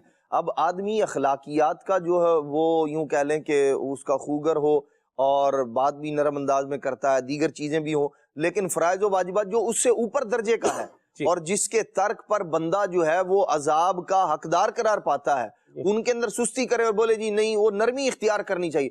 نرمی بالکل اختیار کرنی چاہیے۔ اس سے کس نے منع کیا کہ نرمی ایک اچھا وصف ہے؟ نبی پاک علیہ الصلوۃ والسلام نے اس کی ترغیب ارشاد فرمائی ہے، بندے کو نرم ہونا چاہیے، نرم خو ہونا چاہیے۔ لیکن کیا صرف نرمی ہی کا حکم دیا گیا ہے؟ نمازیں چھوڑ رہا ہے، روزے رکھ نہیں رہا، شریعت کی معاذ اللہ دھجیاں بکھیر رہا ہے، اور صوفیہ کی یہ بات بڑی اچھی لگتی ہے، یہ ہے میٹھا میٹھا ہپ ہپ، کڑوا کڑوا، تو اس میں کڑوا تو ہے ہی نہیں شریعت کے احکامات کے اندر، لیکن ایک مثال دی جاتی ہے یوں۔ تو جب ہم اللہ تبارک تعالیٰ کے اولیاء سے آپ کو پیار ہے، محبت ہے، جب ان کی تعلیمات آپ کو یوں وہ جو اخلاق اور کردار سے تعلق رکھنے والی ہیں، جن کا تعلق مخلوق کے ساتھ ہے، وہ آپ کو پیاری لگ رہی ہیں، تو وہ اوصاف، وہ صفات جن کا تعلق اللہ تبارک و تعالیٰ کے ساتھ ہے، خالق کے ساتھ ہے، مالک کے ساتھ ہے، اس پر بھی بندے کو اسی انداز میں وہ بھی پیاری لگنی چاہیے، اس پر بھی عمل کرنا چاہیے۔ اللہ تبارک و تعالیٰ کے اولیاء کی زندگی میں دو چیزیں ہیں، ایک ہے مخلوق کے ساتھ ان کا تعلق اور ایک ہے خالق کے ساتھ ان کا تعلق۔ ہم مخلوق کے ساتھ جو تعلق ہے اس کی تعریف بھی کر رہے ہیں، اس کو لے بھی رہے ہیں، لیکن جو ان کا اپنے خالق کے ساتھ تعلق ہے، جس کی بنا پر وہ مشقتیں برداشت کر رہے ہیں، شریعت پر عمل کر رہے ہیں۔ حضرت ابن عربی کو یہ جو دیس دیس پھرایا، وہ کس نے پھرایا؟ شریعت کی پابندی کے لیے نا، دین سیکھنے کے لیے آپ نے سفر کیا، اور یوں مختلف علماء کے پاس جاتے، شہر شہر، نگر نگر آپ نے جا کر علم دین حاصل کیا، حقائق کی معرفت جو ہے وہ آپ نے حاصل کی، اور پھر اللہ تبارک تعالیٰ نے آپ کو مقام و مرتبہ عطا فرمایا۔ تو ہمیں چاہیے کہ ہم جو دونوں جہات ہیں اولیاء کرام کی، دونوں پر عمل کرنا چاہیے، اور دونوں سے اپنے آپ اپنے لیے اس کے اندر سے جو ہے وہ درس اور سبق اور تعلیم کو جو ہے وہ لینا چاہیے، تاکہ بندہ کامل طور پر اور اکمل طور پر دین کی جو شارع ہے اس پر عمل کرنے والا بنے، اس پر چلنے والا بنے۔ مرحبا۔ یہاں ایک میسج ہے، میں چاہ رہا ہوں کہ ہم اس کو بھی تھوڑا لیں، کانسیپٹ کلیئر کرنے کی شاید حاجت ہے اس میں۔ فرما رہے ہیں کہ علم کی بات آپ کر رہے ہیں، پلیز اس کو بھی کلیئر کریں۔ جو بچے حفظ کر رہے ہیں وہ صرف عربی پڑھ رہے ہیں، ان کو یہ تو معلوم نہیں کہ قرآن کی کس صورت میں نعمتوں کا ذکر ہے اور وضو کا ذکر ہے۔ میرا اپنا بیٹا بھی حفظ کر رہا ہے، لیکن اس کی گروتھ نہیں ہو رہی، اس کے پاس کوئی علم نہیں ہے۔ تو کہہ رہے ہیں پلیز مدرسے میں بچوں کی عربی کے علاوہ ترجمہ تفسیر شامل کریں، ان کو قرآن کی لذت بھی ملے۔ شکریہ۔ دیکھیے، تھوڑا سمجھنے کی یہاں پر ایک بات ہے، غور کرنے کی بات ہے. آپ فرما رہے ہیں کہ بچے کے پاس کوئی علم ہی نہیں. اگر علم ہی نہیں تو مدرسے میں کرنے کیا جا رہا ہے؟ پتہ چلا مدرسے میں جا رہا ہے، قرآن کریم پڑھ رہا ہے، سیکھ رہا ہے، سو اٹس مینز کہ علم تو ہے. اب رہا ترجمہ اور تفسیر اور مزید اس کو جو ہے وہ سمجھنا. اس کے لیے مزید سٹیپ جو ہے اٹھانے پڑتے ہیں. 10 یہ کیا ہے؟ کاؤنٹنگ میں جب آپ کریں گے، کچھ چیزوں کو کاؤنٹ کریں گے، اس میں ایک آئے گا، کیا آئے گا؟ 10 نمبر 10. آپ بولیں گے یار 10 تو ہے، 20 نہیں ہے. 10 کی جگہ پر 10 آئے گا اور 20 کی جگہ پر 20 آئے گا. گنتی شروع کہاں سے ہوتی ہے؟ 0 سے. 0 ہے نا، 0 کے بعد آئے گا 1 نا جی، نیچے سے یوں ہے نا. ٹھیک ہے، بندہ بولے یار 1 تو ہے لیکن اس میں 11 نہیں ہے اس میں. تو 1 کے وقت میں 1 آئے گا اور 11 کے وقت میں کیا ہے؟ 11 آئے گا. تو علم تو بچہ سیکھ رہا ہے، جب مدرسے میں جا کے حفظ کر رہا ہے، قرآن کریم کی آیات جو یاد کر رہا ہے، یہ بھی کیا ہے؟ ایک علم ہے. علم قراءت یہ بھی ہے، حفظ قرآن یہ بھی ایک علم ہے. ایک بات. دوسری بات، میں ایک بڑی آسان سی مثال دے کر بات کو کلیئر کرنے کی کوشش کرتا ہوں. رکن شورا سے بھی اس پر ہم رہنمائی جو ہے وہ لیں گے. آپ دیکھیے بڑا مشہور ہے MBBS. ڈاکٹر جو بھی بنتے ہیں وہ کیا کرتے ہیں؟ MBBS کرتے ہیں. ابھی کچھ دن پہلے کچھ لوگوں کے ساتھ جو ہے میری سیٹنگ تھی، وہ یہ بتا رہے تھے کہ جو MBBS جس نے کیا ہوا ہے نا، تو یوں سمجھ لیں کہ اس نے ڈاکٹری کی فیلڈ میں کیا ہے؟ ایک قدم رکھ لیا ہے. لیکن اگر آپ بولیں کہ MBBS اس نے پاس کر لیا ہے اور اب یہ کوئی ماہر اور بڑا کامل ڈاکٹر بن گیا ہے، ایسا نہیں ہے. MBBS بننے کے بعد اب کیا کرنے پڑے گی؟ اس کو اسپیشلائزیشن کرنی پڑے گی. کس فیلڈ میں جانا، اب یہ فیلڈ اپنی چن لے اور اس طرف آگے بڑھ جائے. بندہ بولے یار MBBS تو کیا ہے، ہارٹ کے سرجن تو بنا نہیں ہے. اصل میں وہ MBBS کر رہا ہے، ہارٹ اسپیشلسٹ نہیں بن رہا. جو کر رہا ہے وہ کر رہا ہے، جو نہیں کر رہا وہ نہیں ہے. تو کچھ چیزوں کی باری کچھ چیزوں کے بعد آتی ہے. آپ دیکھیے A کے بعد کیا آتا ہے؟ B کے بعد کیا آتا ہے؟ C کے بعد کیا آتا ہے؟ D. ٹھیک ہے، تو یوں ہی چیزیں گریجولی جو ہے وہ آتی ہیں. اسی طرح آپ یہ بولیں یار حفظ تو کر رہا ہے یہ، لیکن اس کے اندر کیا بیان ہو رہا ہے یہ اس کو جو ہے وہ پتہ نہیں ہے. وہ پتہ کیوں نہیں ہے؟ اس لیے کہ ابھی وہ یہ سیکھ نہیں رہا. اور وہ یہ کہاں سیکھے گا؟ وہ حفظ کے مدرسے میں نہیں سیکھے گا، وہ جامعۃ المدینہ میں سیکھے گا. جامعۃ المدینہ میں آئے گا، حفظ کرنے کے بعد جامعۃ المدینہ میں آئے گا تو وہاں انشاءاللہ یہ بھی سیکھ جائے گا. یہ بھی چیزیں جو ہے وہ کچھ غور کرنے کی حاجت ہے. آپ دیکھیے بندہ بولے یار میں شربت پی رہا ہوں لیکن یہ گرم گرم نہیں لگ رہا. اس لیے کہ شربت گرم ہوتا ہی نہیں ہے، شربت ٹھنڈا ہی ہوتا ہے عموماً. یا چائے پی رہا ہوں لیکن یہ ٹھنڈی نہیں ہے، اس لیے کہ چائے گرم مشروب ہے، گرمی میں بندہ سردی میں بندہ پیتا ہے تو اس کو جو ہے گرم. کافی ہے، آئس کافی نہیں ہے. تو کافی آئس جب آئے گی تو پھر آئس کافی ہو جائے گی، تو وہ الگ معاملہ ہے. یہ کیا ہے؟ الگ معاملہ. کیا فرماتے ہیں سر اس پر آپ؟ یہ بالکل وقت وقت کا ہے. جب بچہ حفظ کر رہا ہوتا ہے تو ہمارے ہاں مدرسۃ المدینہ کے اندر تو نصاب شامل ہے الحمدللہ، اسلام کی بنیادی باتوں کے نام سے، اور اس کے بھی 3 درجے ہیں. جب وہ قاعدہ پڑھتا ہے مدنی قاعدہ تو اس کے ساتھ جو ہے وہ پہلا حصہ اسلام کی بنیادی تعلیمات پہلا حصہ پڑھے گا. اور پھر جب وہ ناظرہ قرآن مجید شروع کرتا ہے تو پھر اسلام کی بنیادی باتیں اس کا دوسرا حصہ پڑھتا ہے. اور جب وہ حفظ میں شامل ہوتا ہے تو اس کے لیے تیسرا حصہ ہے اسلام کی بنیادی باتیں. تو وہ حفظ کے دوران پھر اسلام کی بنیادی باتیں تیسرا حصہ پڑھ رہا ہوتا ہے. اور یہ جو تینوں حصے ہیں یہ تینوں مختلف ہیں. پہلے میں بالکل بنیادی باتیں ہی ہیں، پھر اس سے درمیانی پھر جو ہے وہ ذرا مزید تفصیلات بھی ہیں. تو یوں صرف یہ مدرسۃ المدینہ کے اندر بھی 3 نصاب جو ہیں وہ لاگو ہیں، رائج ہیں. اور بچے کو جو ہے وہ عمر کے ساتھ ساتھ اور تعلیم کے ساتھ ساتھ آہستہ آہستہ اس کو سکھانے کا سلسلہ ہے. اور جب وہ اسلام کی بنیادی باتیں تیسرا حصہ پڑھ لیتا ہے تو اس وقت تک اس کا حفظ القرآن بھی مکمل ہو جاتا ہے. پھر وہ جامعۃ المدینہ میں داخلہ لیتا ہے. اچھا، وہاں جامعۃ المدینہ کے اندر بھی جو ہے مختلف درجات ہیں کہ اگر جو ہے وہ آپ اپنے بچے کو پڑھانا چاہ رہے ہیں تو متوسطہ سال اول ہے، 7 کلاس جسے کہا جاتا ہے، اور پھر متوسطہ سال دوم ہے جسے 8ویں کلاس کہا جاتا ہے، پھر وہ پہلا سال ہے، پھر دوسرا سال ہے، فرسٹ ایئر، سیکنڈ ایئر. تو یوں جو ہے بچہ آہستہ آہستہ مدارج طے کرتا چلا جاتا ہے، اور اگر پہلے سے میٹرک کیا ہوا ہے تو پھر اس کو جو ہے وہ فرسٹ ایئر میں جو ہے وہ داخلہ مل جاتا ہے. تو یہ رب کی رحمت سے ایک نظام بنا ہوا ہے. تو میں جنہوں نے یہ میسج کیا ہے میں ان مشورہ دوں گا کہ آپ ذرا مدرسۃ المدینہ میں خود جا کر تشریف لے جائیے، وزٹ کیجئے اور وہاں جا کر نصاب کو دیکھ لیں. مرحبا. جب وہ نصاب دیکھیں گے تو کہیں گے واہ واقعی بڑا زبردست نظام ہے. اور یہ نظام ایسے نہیں بنا، بڑے جو ہے وہ تجربوں کے بعد اور بڑے مشوروں کے بعد، اساتذہ سے جو ہے مشورے کرنے کے بعد، اور پھر علماء نے اس نصاب کو بنایا ہے. اور پھر یہ کوشش ہوتی ہے کہ اس نصاب کو مزید بہتر بنایا بھی. ہمارا جو ہے مشورہ جاری تھا، عدنان بھائی کو شاید یاد ہوگا کہ ہم آپس میں مشورہ کر رہے تھے کہ یہ جو ہم نے اسلام کی بنیادی باتیں اور 3 نصاب بنائے ہوئے ہیں، اس پر مزید غور کریں اور اس کو مزید جو ہے وہ اپ ڈیٹ کریں اور اس کے اندر جو ہے وہ تبدیلیاں بھی لائیں. تو وقت کے ساتھ ساتھ جو ہے الحمدللہ دعوت اسلامی کے مدنی ماحول کے اندر تو ایک بڑا زبردست نظام جو ہے وہ بنا ہوا ہے، اور اس سے جو ہے طلبہ فائدہ اٹھا رہے ہیں. اچھا، پھر طلبہ سے بھی جو ہے مشورے لیے جاتے ہیں کہ آپ کو کیسا محسوس ہوتا ہے. بلکہ جو ہے وہ ہم نے یہ بھی مشورہ کیا تھا آپس میں کہ جب ہم نصاب کو مزید تبدیل کرنے کے لیے جائیں گے تو مختلف علماء جو اس نصاب پر کام کریں گے وہ مختلف جو ہے وہ مدرسوں کا دورہ کریں گے اور مختلف عمروں کے بچوں سے انٹرویو لیں گے کہ انہوں نے اس نصاب کو کیسا پایا. پھر مختلف اساتذہ سے جو پڑھانے والے ہیں ان سے بھی جو ہے وہ مشورہ کریں گے. تو یوں مشورے کرنے کے بعد مزید ہم تبدیلی لانے کا جو ہے وہ ذہن رکھتے ہیں. تو رب کی رحمت سے دعوت اسلامی کا تو بڑا اچھا پیارا نظام بنا ہوا. مرحبا، اللہ برکت عطا فرمائے. اور کیریکولم آپ دیکھیے انشاءاللہ الکریم مدرسۃ المدینہ میں آپ کو مزہ آئے گا انشاءاللہ الکریم.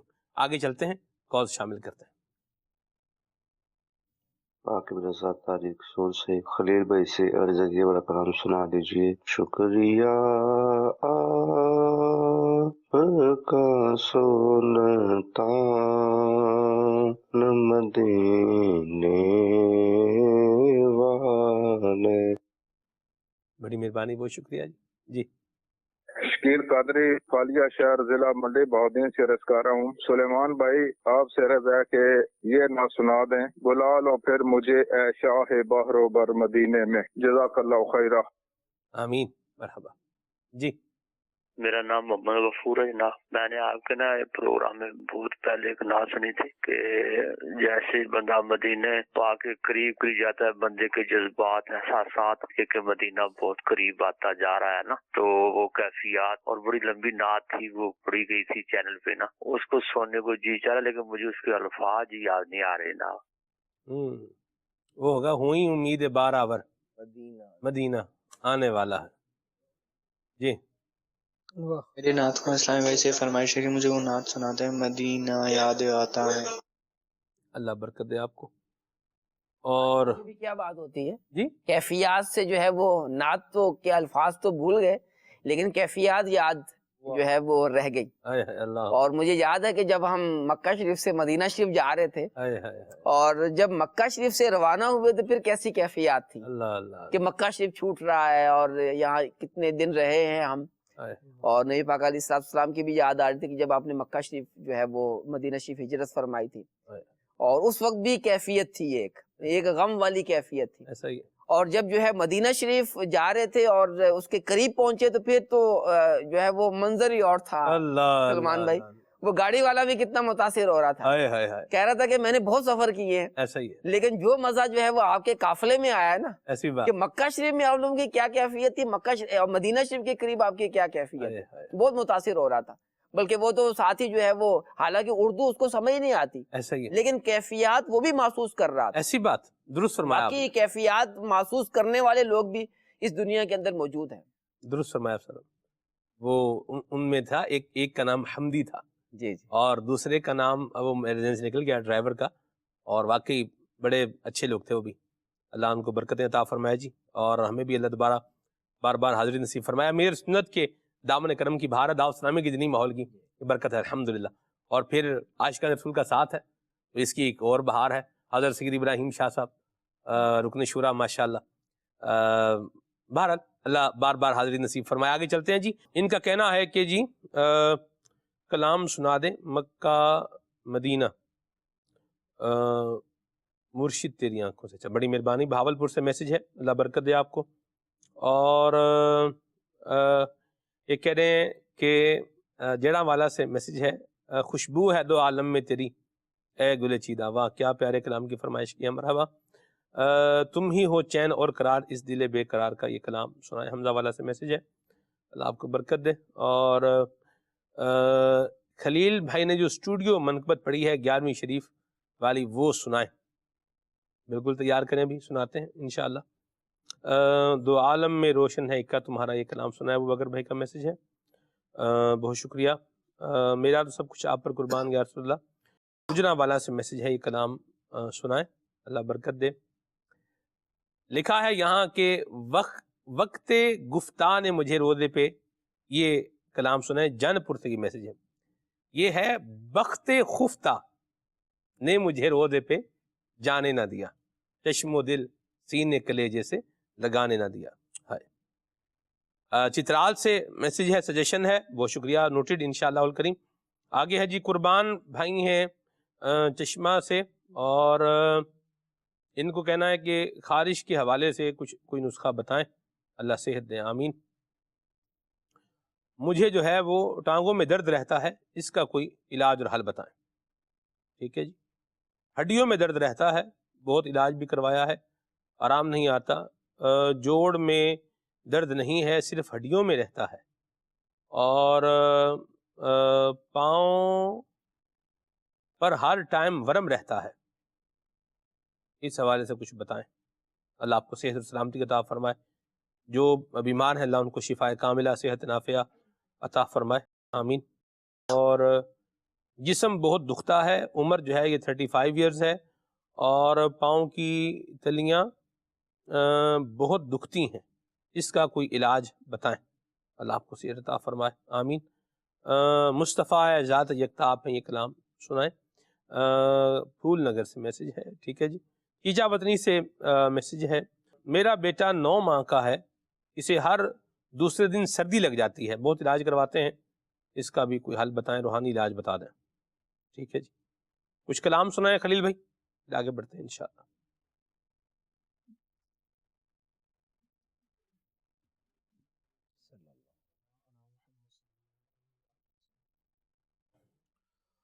ہوئی امید باراول, ہوئی امید باراول, مدینہ آنے والا ہے, جھکا لو اب ادب سے سر, جھکا لو اب ادب سے سر, مدینہ آنے والا ہے, مدینہ آنے والا ہے, مدینہ آنے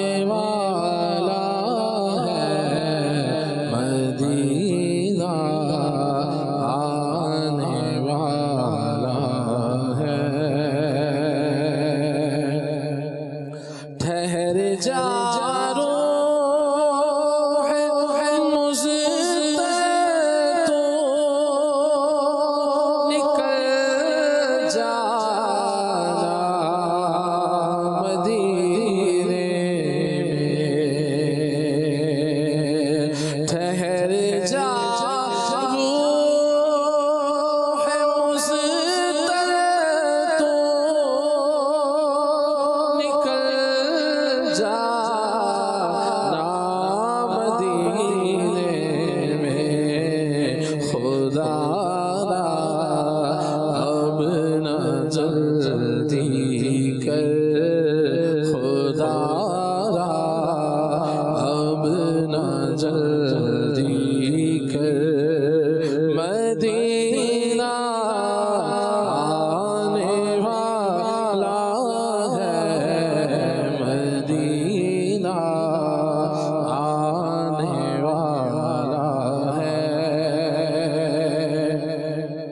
اٹھو عطار اب اٹھو ذرا غور سے دیکھو اٹھو عطار اب اٹھو ذرا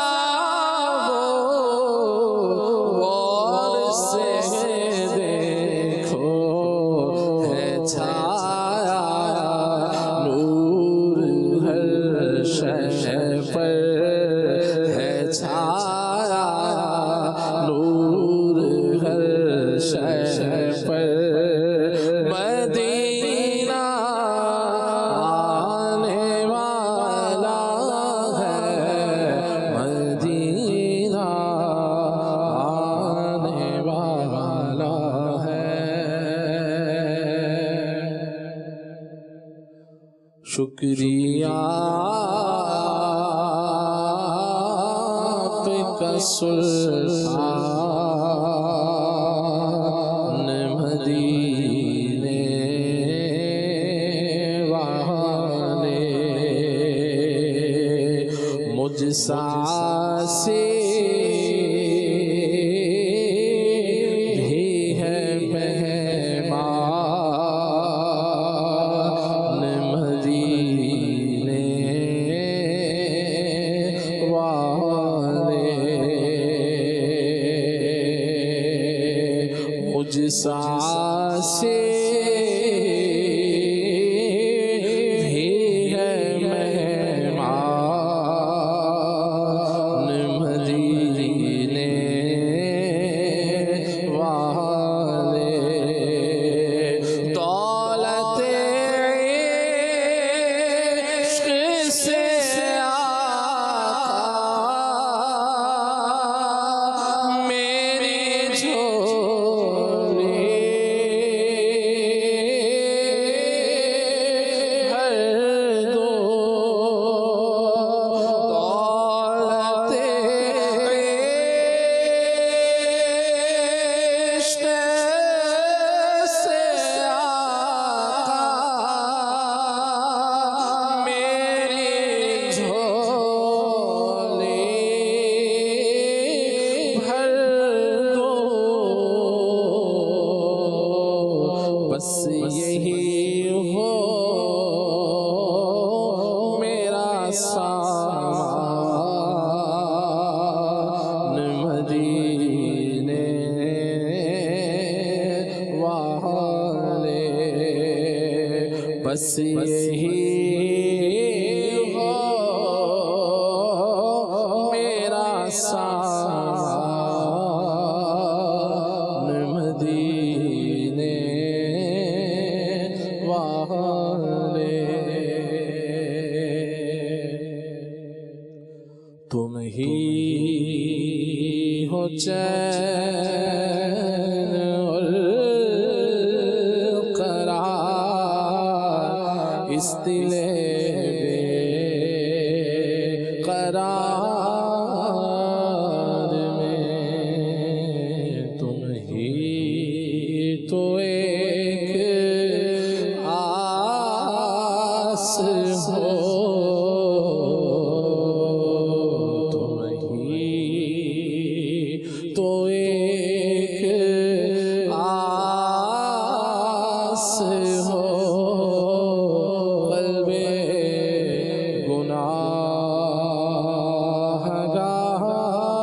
گناہگار میں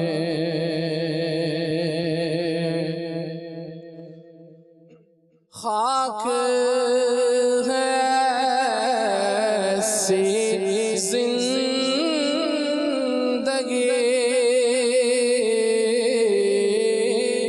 خاک ہے ایسی زندگی وہ کہیں اور ہم کہیں ہے اسی زیست میں مزہ ہے اسی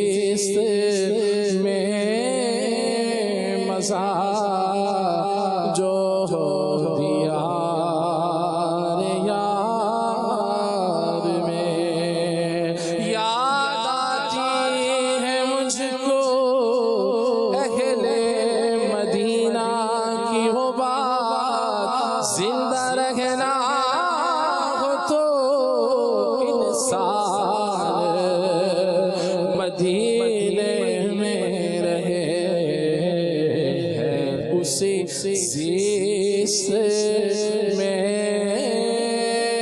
مزہ جو دیا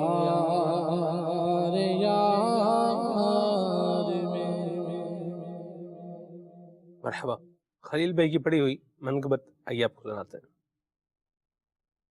لیلا 11ویں والے دانا، لیلا 11ویں والے دانا، تے ڈوبی ہوئی تار جائے گی، تے ڈوبی ہوئی تار جائے گی. فیضان غوث اعظم جاری رہے گا، فیضان غوث اعظم جاری رہے گا.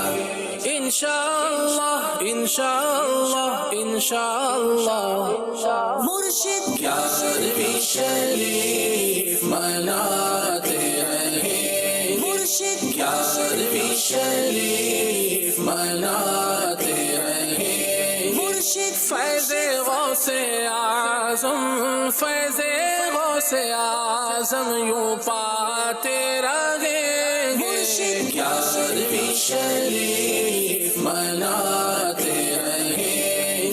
ماہانہ بھی سالانہ بھی، ماہانہ بھی سالانہ مرشد 11ویں شریف مناتے رہیں. رکھتا ہے جو غوث اعظم سے نیاز، رکھتا ہے جو غوث اعظم سے نیاز، ہوتا ہے خوش اس سے مولا بے نیاز، ہوتا ہے خوش اس سے مولا بے نیاز. مناتے رہیں گے، میں سب سے جاؤں غوث کے، میں ماری جاؤں غوث کے، میں سب سے جاؤں غوث کے، میں ماری جاؤں غوث کے. مرشد 11ویں شریف مناتے رہیں. ہوں گی آساں ساری تیری مشکلیں، ہوں گی آساں ساری تیری مشکلیں، ہوں گی آساں ساری تیری مشکلیں. صدق دل سے غوث کی، صدق دل سے غوث کی کر دے نیاز، صدق دل سے غوث کی کر دے نیاز. مرشد 11ویں والے دانا، ڈوبی ہوئی تار جائے گی. مرشد 11ویں والے دانا، ڈوبی ہوئی تار جائے گی سالانہ. مرشد 11ویں شریف مناتے رہیں. فیضان غوث اعظم جاری رہے گا، فیضان غوث اعظم جاری رہے گا. انشاءاللہ انشاءاللہ انشاءاللہ ہے فضیلت 11ویں تاریخ میں، ہے فضیلت 11ویں تاریخ میں، ہے فضیلت 11ویں تاریخ میں. اس لیے افضل ہے اس میں، اس لیے افضل ہے اس میں دے نیاز، اس لیے افضل ہے اس میں دے نیاز. میں مرشد جاؤں غوث کے، میں ماری جاؤں غوث کے، میں مرشد جاؤں غوث کے، میں ماری جاؤں غوث کے. مرشد 11ویں شریف مناتے رہیں. فیض غوث اعظم، فیض غوث اعظم یوں پاتے رہیں. مرشد 11ویں شریف مناتے رہیں. ماہانہ بھی سالانہ بھی، ماہانہ بھی سالانہ مرشد 11ویں شریف مناتے رہیں. ساز و سامان کی نہیں تخصیص کچھ، ساز و ساما کی نہیں تخصیص کچھ، ساز و ساما کی نہیں تخصیص کچھ، جو میسر ہو اسی پر، جو میسر ہو اسی پر دے نیاز، جو میسر ہو اسی پر دے نیاز، لیلا گیارہویں والے شالا ڈوبی ہوئی تار جائے گی، لیلا گیارہویں والے سالہ ڈوبی ہوئی تار جائے گی سالانہ، مرشد گیارہویں شریف مناتے رہیں گے۔ ہاں ادب تعظیم لازم ہے ضرور، ہاں ادب تعظیم لازم ہے ضرور، ہاں ادب تعظیم لازم ہے ضرور، بے ادب ہرگز نہ، بے ادب ہرگز نہ پائے یہ نیاز، بے ادب ہرگز نہ پائے یہ نیاز، میں سر سے جاؤں غوث کے، میں واری جاؤں غوث کے، میں سر سے جاؤں غوث کے، میں واری جاؤں غوث کے، مرشد گیارہویں شریف مناتے رہیں گے، فیضان غوث اعظم جاری رہے گا، فیضان غوث اعظم جاری رہے گا،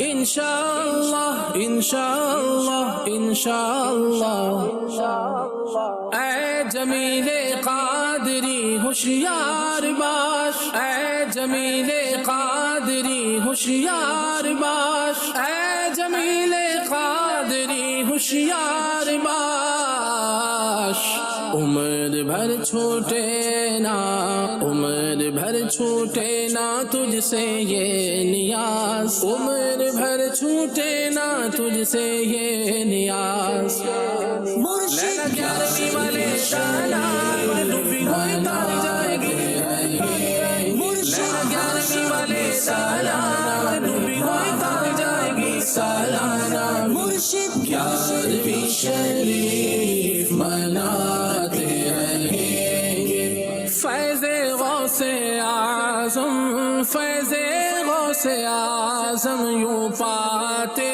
رہیں گے، گیارہویں شریف مناتے رہیں گے، ماہانہ بھی سالانہ بھی، ماہانہ بھی سالانہ، مرشد گیارہویں شریف مناتے رہیں گے، انشاءاللہ انشاءاللہ انشاءاللہ۔ مرحبا، منقبت بھی آپ نے سن لی ہے۔ آئیے خلیل بھائی سے ہم کچھ علاج بھی لیتے ہیں جو آپ نے پوچھے۔ جی خلیل بھائی۔ صلو علی الحبیب صلی اللہ تعالی علی محمد صلی اللہ علیہ وآلہ وسلم۔ سب سے پہلے آپ نے ابتدا میں ارشاد فرمایا تھا کہ سردیوں کے اعتبار سے کوئی قہوہ وغیرہ بھی بتایا جائے، تو جہاں سخت سردی ہو یا نہ، جیسے سردی کا موسم ہے تو وہاں پر بھی، اور ان علاقوں میں بالخصوص کہ جہاں سخت سردی ہے تو وہاں پر اگر یہ قہوہ بنا کر استعمال کیا جائے تو مفید رہے گا۔ اس میں یہ ہے کہ 3 عدد لونگ، اور اس کے اندر ایک ٹکڑا دارچینی کا چھوٹا سا، اور ساتھ میں آپ نے اس میں 6 گرام ادرک ڈالنی ہے۔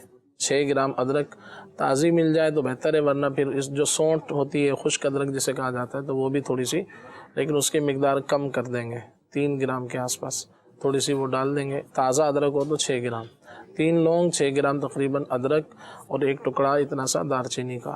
اس کو 1.5 کپ یا 2 کپ پانی میں پکا لیا جائے، اور جب 1 کپ رہ جائے پک کر تو پھر اس کو چھان لیں، اور اس کے اندر جو ہے شہد ملا کر استعمال کر لیں، تو انشاءاللہ عز و جل یہ سردی وغیرہ کے اعتبار سے انشاءاللہ عز و جل مفید رہے گا۔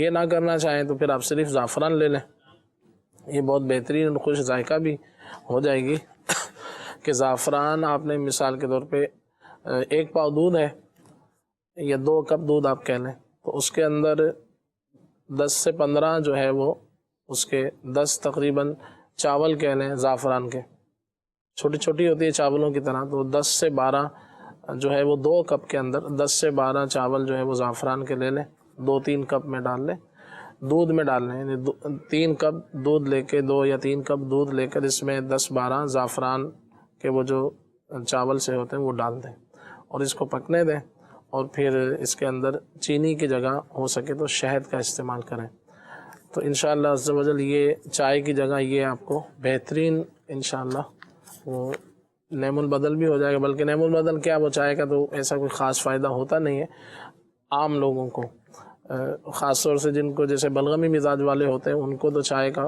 فائدہ ایک لمٹ کے اندر رہ کر اگر پئیں تو ہوتا ہے، لیکن جو خشکی گرمی والی کیفیت میں جو ہوتا ہے، ہاتھ پیروں میں گرمائش ہے، تو وہ کوئی پیروں پہ پانی ڈال رہا ہوتا ہے کہ میرے پیروں سے گرمائش نکلتی ہے، تو ایسے لوگ اگر چائے وغیرہ پئیں گے تو اور مسائل ہو جائیں گے، صحیح، تو وہ ایک لمٹ میں پینی چاہیے۔ تو دودھ کے اندر زعفران کو تھوڑا سا ڈال کر بھی استعمال کر لیں گے تو یہ بھی سردی وغیرہ کے حوالے سے مفید ہے۔ خارش کے حوالے سے نسخہ پوچھا ہے، خارش کے لیے جو ہے سب سے پہلے تو بڑے کا گوشت، اس طرح کی جو چٹپٹی چیزیں ہیں، تیز مرچ مسالے ہیں، تو اس سے بچا جائے تو انشاءاللہ عز و جل فائدہ ہوگا۔ پانی زیادہ پئیں اور سبزی فروٹ کا استعمال کیا جائے، اور اس کے لیے خارش کے لیے جیسے آج کل ٹھنڈ ہے، اگر یہاں کسی کو استعمال کرنا ہے تو اس کے لیے ایک آسان سا علاج ہے جو کہ ٹھنڈ میں بھی چل جائے گا، وہ ہے عناب۔ عناب کے تقریباً 10-12 دانے، عناب یہ بیر کی طرح چھوٹے چھوٹے ہوتے ہیں گول گول، تو یہ 10-12 دانے رات کو نیم گرم پانی میں 1 گلاس میں بھگو دیں اور صبح جو ہے اس کا پانی پی لیا جائے تو یہ بھی اس حوالے سے انشاءاللہ مفید ہوگا۔ ٹانگوں میں درد، ہڈیوں میں درد وغیرہ، جسم میں درد وغیرہ کے حوالے سے بات ہوئی تھی، تو اصل وجوہات تو آپ کسی ڈاکٹر کو یا اچھے طبیب کو یا اچھے ڈاکٹر کو دکھائیں گے تو وہی آپ کو بتائے گا کہ کس وجہ سے ہے، تو اس کا پراپر علاج کیا جائے۔ اگر بالفرض کسی کمزوری کی بنا پر ایسا ہے کہ جسمانی طور سے کمزوری ہے تو اس پر کھانے پینے پہ غور کر لیں، ایسی غذاؤں کا استعمال کریں جو کہ طاقت والی ہوں۔ مثال کے طور پہ آپ بڑے کا گوشت کھاتے ہیں ہفتے میں 2 بار، تو اس کی جگہ جو ہے 15 دن میں 1 بار بکرے کا کھا لیں، تو وہ یعنی پیسوں کا حساب وہیں آ جائے گا، لیکن وہ مفید رہے گا، اور یہ 2 بار جو کھائیں گے یہ آپ کے لیے نقصان دہ ہو سکتا ہے۔ تو اس لیے ایسی غذاؤں کا انتخاب کریں۔ آج کل سردیاں ہیں تو آپ جو ہے گاجر کا حلوہ تھوڑا دیسی گھی میں بنا کر وہ آپ اس سے ناشتہ کریں تو اس سے جسم میں قوت بھی آئے گی، طاقت بھی آئے گی۔ اور اسی طرح سے بعض لوگ کہتے ہیں کہ یہ جو گفتگو 3-4 لوگ تھے جن کے جسم وغیرہ میں درد ہے، تو اگر ہو سکے تو یہ تھوڑے سے بادام، پستے، اخروٹ وغیرہ یہ بھی لے لیں، مٹھی بھر روزانہ کھا لیا کریں۔ بعض لوگوں کو یہ مہنگا لگتا ہے، آپ اس کو دوا سمجھ کے استعمال کریں۔ مثال ہے آپ مہینے کی 2000 کی دوا تو عام آدمی بعض اوقات لے لیتا ہے، 2000 کی، 1500 کی، مہینے بھر کی، تو آپ 1500 روپے کے بادام پستے وغیرہ لے لیں اور تھوڑے تھوڑے اس کو کھاتے رہیں دوا سمجھ کے، تو انشاءاللہ آپ کے جسم میں قوت آئے گی اور فائدہ حاصل ہوگا۔ آخر میں وہ ایک تھا کہ سردی لگ جاتی ہے بچے کو، تو اس کے لیے آپ جو ہے ان کو تھوڑا سا شہد، سردی کے موسم میں شہد جو ہے وہ چٹاتے رہیں صبح و شام 2-3 بار تھوڑا تھوڑا، تو انشاءاللہ مفید رہے گا۔ اس میں تھوڑا سا زعفران بھی چٹکی بھر اگر ڈال لیں، 100 گرام شہد اور اس میں چٹکی بھر زعفران مکس کر لیں تو اس کا اثر اور بہتر ہو جائے گا۔ اور ساتھ میں روحانی علاج پوچھا تھا تو 75 ٹائمز 75 مرتبہ لا الہ الا اللہ، لا الہ الا اللہ یہ پڑھ کر سینے پر دم کرتے رہیں، انشاءاللہ عز و جل سینے کے جتنے بھی امراض ہوتے ہیں، بعضوں کے جیسے بچوں کے دل میں سوراخ ہوتا ہے یا نزلہ زکام کھانسی، اور بھی کئی ایک امراض ہوتے ہیں سینے کے سے متعلقہ جو ہوتے ہیں، تو انشاءاللہ اس میں مفید رہے گا۔ روزانہ یہ کر لیں، اول آخر 3 بار درود پاک کسی بھی وقت یہ پڑھ کر بچے کے سینے پہ دم کر دیں، انشاءاللہ فائدہ حاصل۔ مرحبا، اللہ تمام بیماروں کو شفاء کاملہ صحت نافعہ عطا فرمائے۔ عدنان بھائی، حضرت شیخ اکبر رحمۃ اللہ تعالی علیہ نے نبی کریم صلی اللہ علیہ وسلم کی عظمت و شان اور بالخصوص آپ کے خاتم النبیین ہونے کو کس طرح بیان فرمایا ہے، اس پر آپ روشنی ڈالیں۔ بسم اللہ الرحمن الرحیم۔ سلمان بھائی، یہ کوئی ڈھکی چھپی بات نہیں ہے، اور اسلام کے بنیادی عقائد میں سے ایک ہے کہ نبی پاک صلی اللہ تعالیٰ علیہ وآلہ وسلم پر اللہ تبارک و تعالیٰ نے نبوت کے دروازے کو بند فرما دیا ہے، اور آپ اللہ تبارک و تعالیٰ کے آخری نبی ہیں۔ نبی پاک صلی اللہ تعالیٰ علیہ وآلہ وسلم سے پہلے بھی انبیاء کرام علیہ السلام بھی اس بات کا اعلان کرتے آئے، اور نبی پاک علیہ السلام کی امت میں بھی کوئی ایک فرد بھی ایسا نہیں ہے جو حضور علیہ السلام کا امتی ہو اور وہ کسی دوسرے شخص کے لیے نبی پاک علیہ الصلوۃ والسلام کے بعد نبوت کا ملنا جائز مانتا ہو، کوئی بھی نہیں۔ نبی پاک علیہ الصلوۃ والسلام تشریف لے آئے، اللہ کے آخری نبی ہیں، اب اللہ کریم کسی کو نبوت نہیں عطا فرمائے گا۔ یہ وہ اسلام کا بنیادی عقیدہ ہے جس پر یوں کہہ لیں کہ اسلام کی عمارت قائم ہے۔ اگر کوئی معاذ اللہ اس کے اندر کسی قسم کی کوئی رخنہ اندازی، کوئی تعویل، کوئی اور اس طرح کی بات کرتا ہے تو اس کے اسلام کی جو عمارت ہے وہ منہدم ہو کر رہ جائے گی اور مسلمان نہیں رہ سکتا، جی مسلمان نہیں رہے گا۔ اس لیے یہ تو عام انسان کے متعلق ہے۔ جب ایک عام آدمی دین شریعت جاننے والا اگر اسے علم ہے نہیں ہے پھر بھی اس کو یہ عقیدہ رکھنا لازم ہے۔ جب ایک عام ضروریات دین میں سے جی ضروریات دین میں سے ہے، جب ایک عام آدمی اس بات کا پابند ہے تو اللہ کے اولیاء کتنے پابند ہوں گے اس نظریے کے اور اس عقیدے کے۔ اور پھر اولیاء میں سے بھی شیخ اکبر رحمت اللہ تعالی جیسے امام اور بڑے اللہ کے ولی جو قرآن کی معرفت رکھنے والے ہیں، جو احادیث مبارکہ کا ادراک رکھنے والے ہیں، وہ اس عقیدے کے کس قدر پابند ہوں گے۔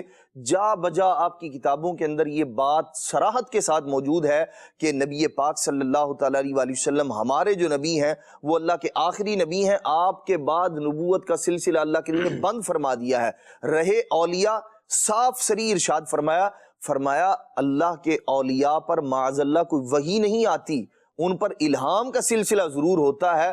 نبی جو وحی کا معاملہ ہے وہ نبی پاک علیہ السلام پر ختم ہو چکا، اب کسی پر وحی نہیں آئے گی اللہ تبارک تعالیٰ کی طرف سے۔ اور شریعتوں کے متعلق ارشاد فرمایا نبی پاک علیہ السلام کی شریعت سب شریعتوں کی ناسخ ہے، اسے منسوخ کرنے والی ہے، اب کوئی اور شریعت نئی نہیں آ سکتی۔ نبی پاک صلی اللہ تعالیٰ علیہ وآلہ وسلم ہی اللہ تبارک تعالیٰ کے آخری نبی ہیں، تو یہ آپ کی کتابوں کے اندر صراحت کے ساتھ اس طرح کی باتیں، اس طرح کی عبارات موجود ہیں کہ جو نبی پاک صلی اللہ تعالیٰ علیہ وآلہ وسلم کے آخری نبی ہونے پر دلالت کرنے والی ہیں۔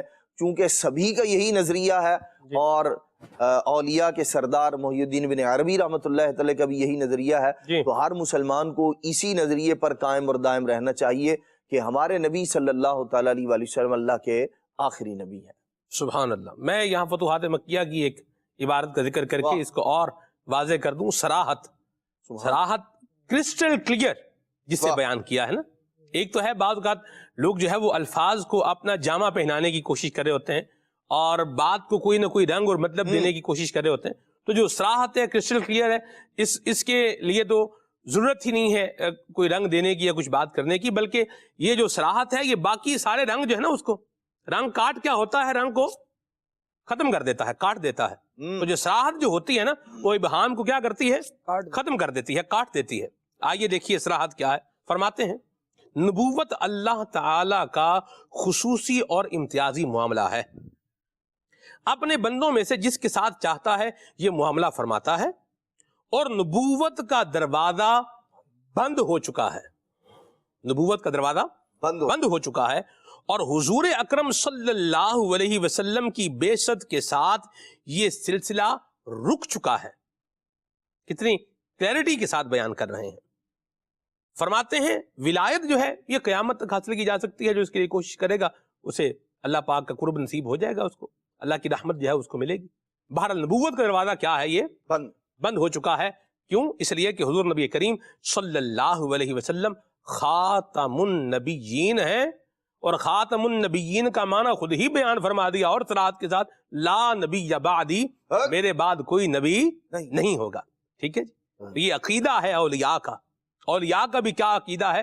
سب سے آخری نبی محمد مصطفیٰ، سب سے آخری نبی۔ ٹھیک ہے جی، اس کو بھی کلیئرٹی کے ساتھ بیان کیا، اور بھی بہت سی جگہوں پر بیان کیا ہے۔ اچھا میں یہاں ایک اور بات بھی عرض کروں، حضرت شیخ اکبر رحمت اللہ تعالی علیہ، آپ چونکہ ایک بڑے ایک بحر العلوم تھے، شریعت کے بھی اور طریقت کے بھی، اور علم اور عمل دونوں میں آپ ممتاز تھے، تو جو اس بحر کے اندر، سمندر کے اندر جتنی غواصی کرے گا، یعنی جتنا گہرا غوطہ لگائے گا، اس کو اتنے ہی اعلیٰ اور قیمتی جو ہے وہ موتی یہ ملتے چلے جائیں گے۔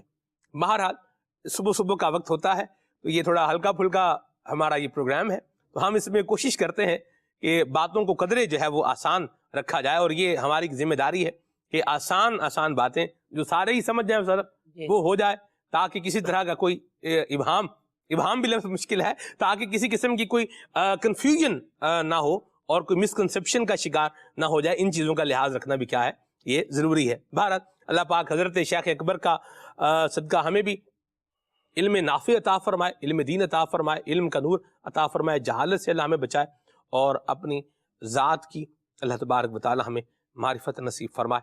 آمین بجاہ طہ و یاسین. خلیل بھائی سے کچھ منقبت کے اشعار سنتے ہیں, حضرت شیخ اکبر کی منقبت کے اشعار سنتے ہیں اور پھر صلاۃ والسلام پڑھتے ہیں. وہ میں نے عرض کرنا تھا کہ یہی چیز حضرت امام ابن عربی رحمۃ اللہ علیہ نے پیش نظر رکھی, سمجھانے والی بات. جی تو آپ نے ایک جو ہے وہ دیوان لکھا, شاعر بھی بہت بڑے تھے, عربی شاعری پر جو ہے وہ آپ کو بڑی زبردست دسترس حاصل تھی. صحیح. تو انہوں نے جو ہے وہ ترجمان الاشواق کے نام سے اپنا دیوان لکھا, عربی دیوان. واہ واہ, ترجمان الاشواق. جی جی واہ. اور آپ کو پتہ ہے کہ پھر عربی خود اپنے اندر جو ہے, یہ شاعری جو ہے اپنے اندر جو ہے بہت سارے رموز رکھتی ہے. ایسا ہی. اور بعض اوقات عربی شاعری پھر اور مشکل ہوتی ہے. ایسا ہی. تو جب انہوں نے یہ ترجمان الاشواق جو ہے وہ اپنا دیوان لکھا تو پڑھنے والوں نے جو ہے وہ پھر پڑھا اس کو, اس کے اندر بڑی مشکل باتیں بھی تھی. بعض فقہا نے کہا کہ یہ آپ نے کیا لکھ دیا ہے.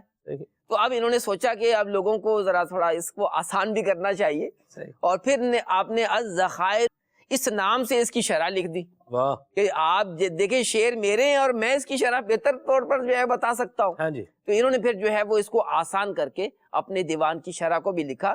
تو گویا کہ یہ چیز آسان کرنے والی وہ تو امام ابن عربی رحمۃ اللہ علیہ نے پریکٹیکل جو ہے وہ بتا دی کہ چلے مشکل چیز تو دی, اب آسان چیز آسان بھی لے لیں. مرحبا. چلے جی, اللہ رحمت فرمائے. خلیل بھائی سے کچھ اشعار سنتے ہیں. صلی اللہ علیہ محمد. ہر زبان پر ہے رواں مدحت ابن عربی,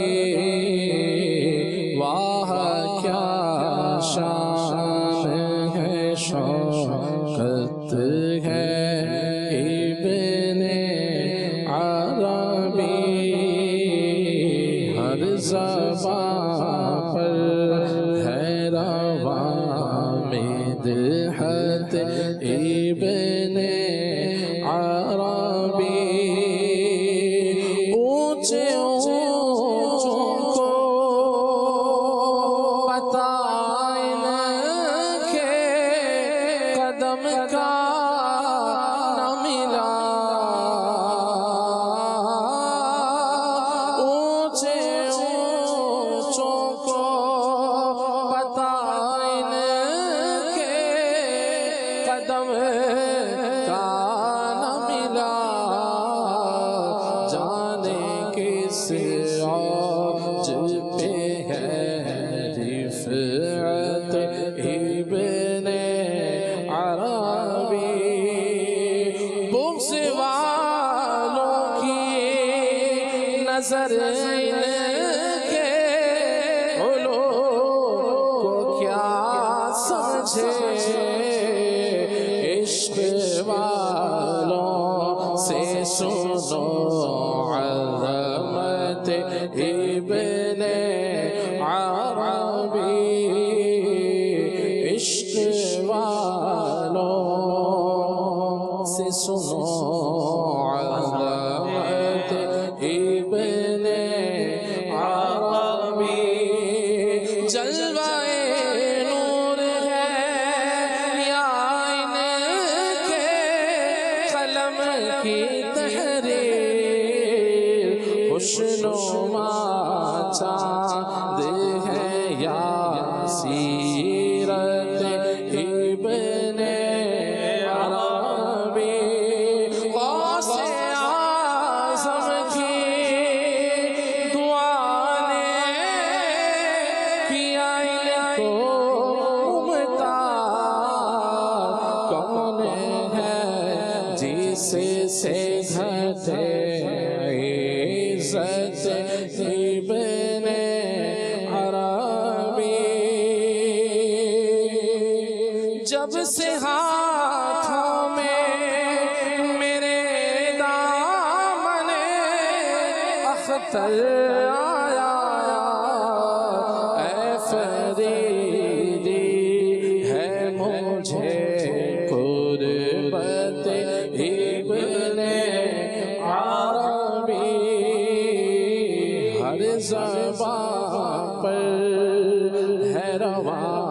मिदहत इब्ने अरबी।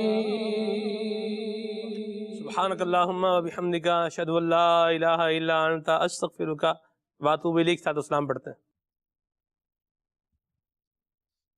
मुस्तफा जाने रहमत पे लाखों सलाम, शम्ए बज़ में हिदायत पे लाखों सलाम, शम्ए बज़ में हिदायत पे लाखों सलाम। पतली पतली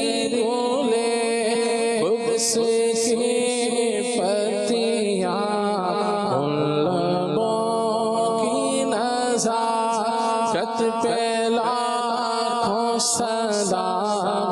अल्लाह अल्लाह वो बचपने की पाबंद, अल्लाह अल्लाह वो बचपने की पाबंद।